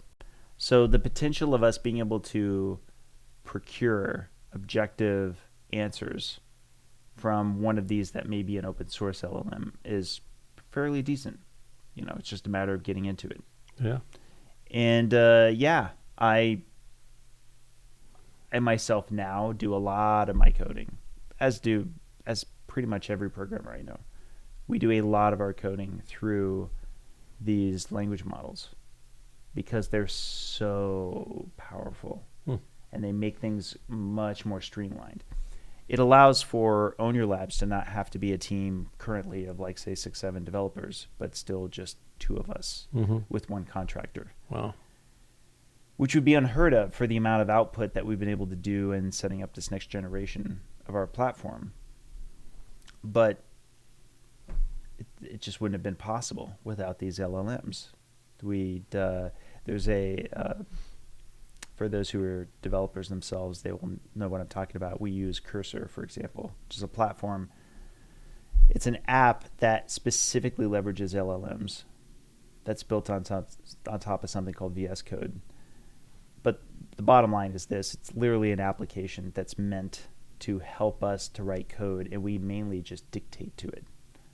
So there's this term you may have heard by this point called vibe coding. Vibe coding is you're almost like a project manager where you're managing a series of savant developers, and you're saying, I want you to do this next. I'd like you to do that next, but you're not actually giving very super technical terminology. It's like these larger goals. I want our login to have this fallback if it's trying to reach our new custom server and it fails. When that happens, go back to our old version of the platform, which doesn't rely on that, so that I know people won't lose their orders. Yeah. Right. But the way I just told it to you just now in very human, listenable language, I can do that. And then it'll say, okay, so I'll have to change this file and this function, and we'll have to change this configuration. And it's already making those changes for me. Wow. Right? Let me tell you, we really are at an acceleration point where technology is going to be advancing at a very rapid pace because of these advancements in AI. But the scientist in me, getting back to what you were describing, the scientist in me is hoping that it'll help us also just get to real answers. These things that the large companies can kind of build narratives against. Hopefully they can get broken up a lot easier if they're not true. Right. Yeah. To the degree that they are true, God bless them, right? But one of my least favorite phrases I've ever been told is empty calories, because it created this permissiveness to consume really bad things. Yeah. Like, oh, you shouldn't drink that soda because it's just a bunch of empty calories. So in my mind, I'm going, oh, so non-nutritive. Yeah, I probably shouldn't drink this, but at least, empty sounds benign. Yeah. Right?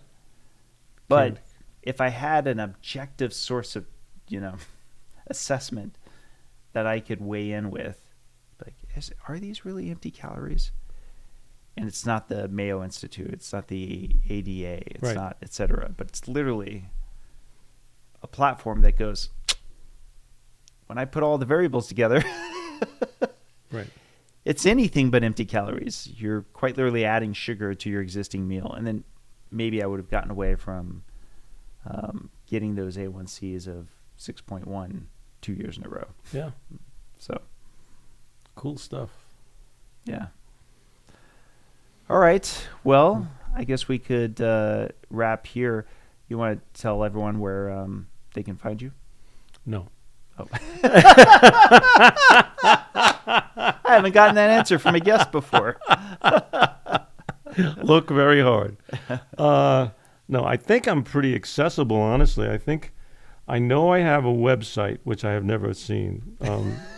So that has to probably be improved upon. But I have all my information, my phone number, my email, all that stuff is public knowledge. I mean, people call me, or I get these information requests.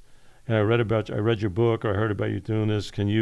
And they'll give me a phone number or an email, and I'll get back to them. I try to get back to everybody. Sometimes I forget because I get a bunch in at one time. But, if they want to get a hold of me, I think, and I'm not trying to push my book. Like I tell people, I think I make $2 a book on Amazon, so it's not like it's going to I mean, I would have to sell a good number of books every day to pay for my lunch.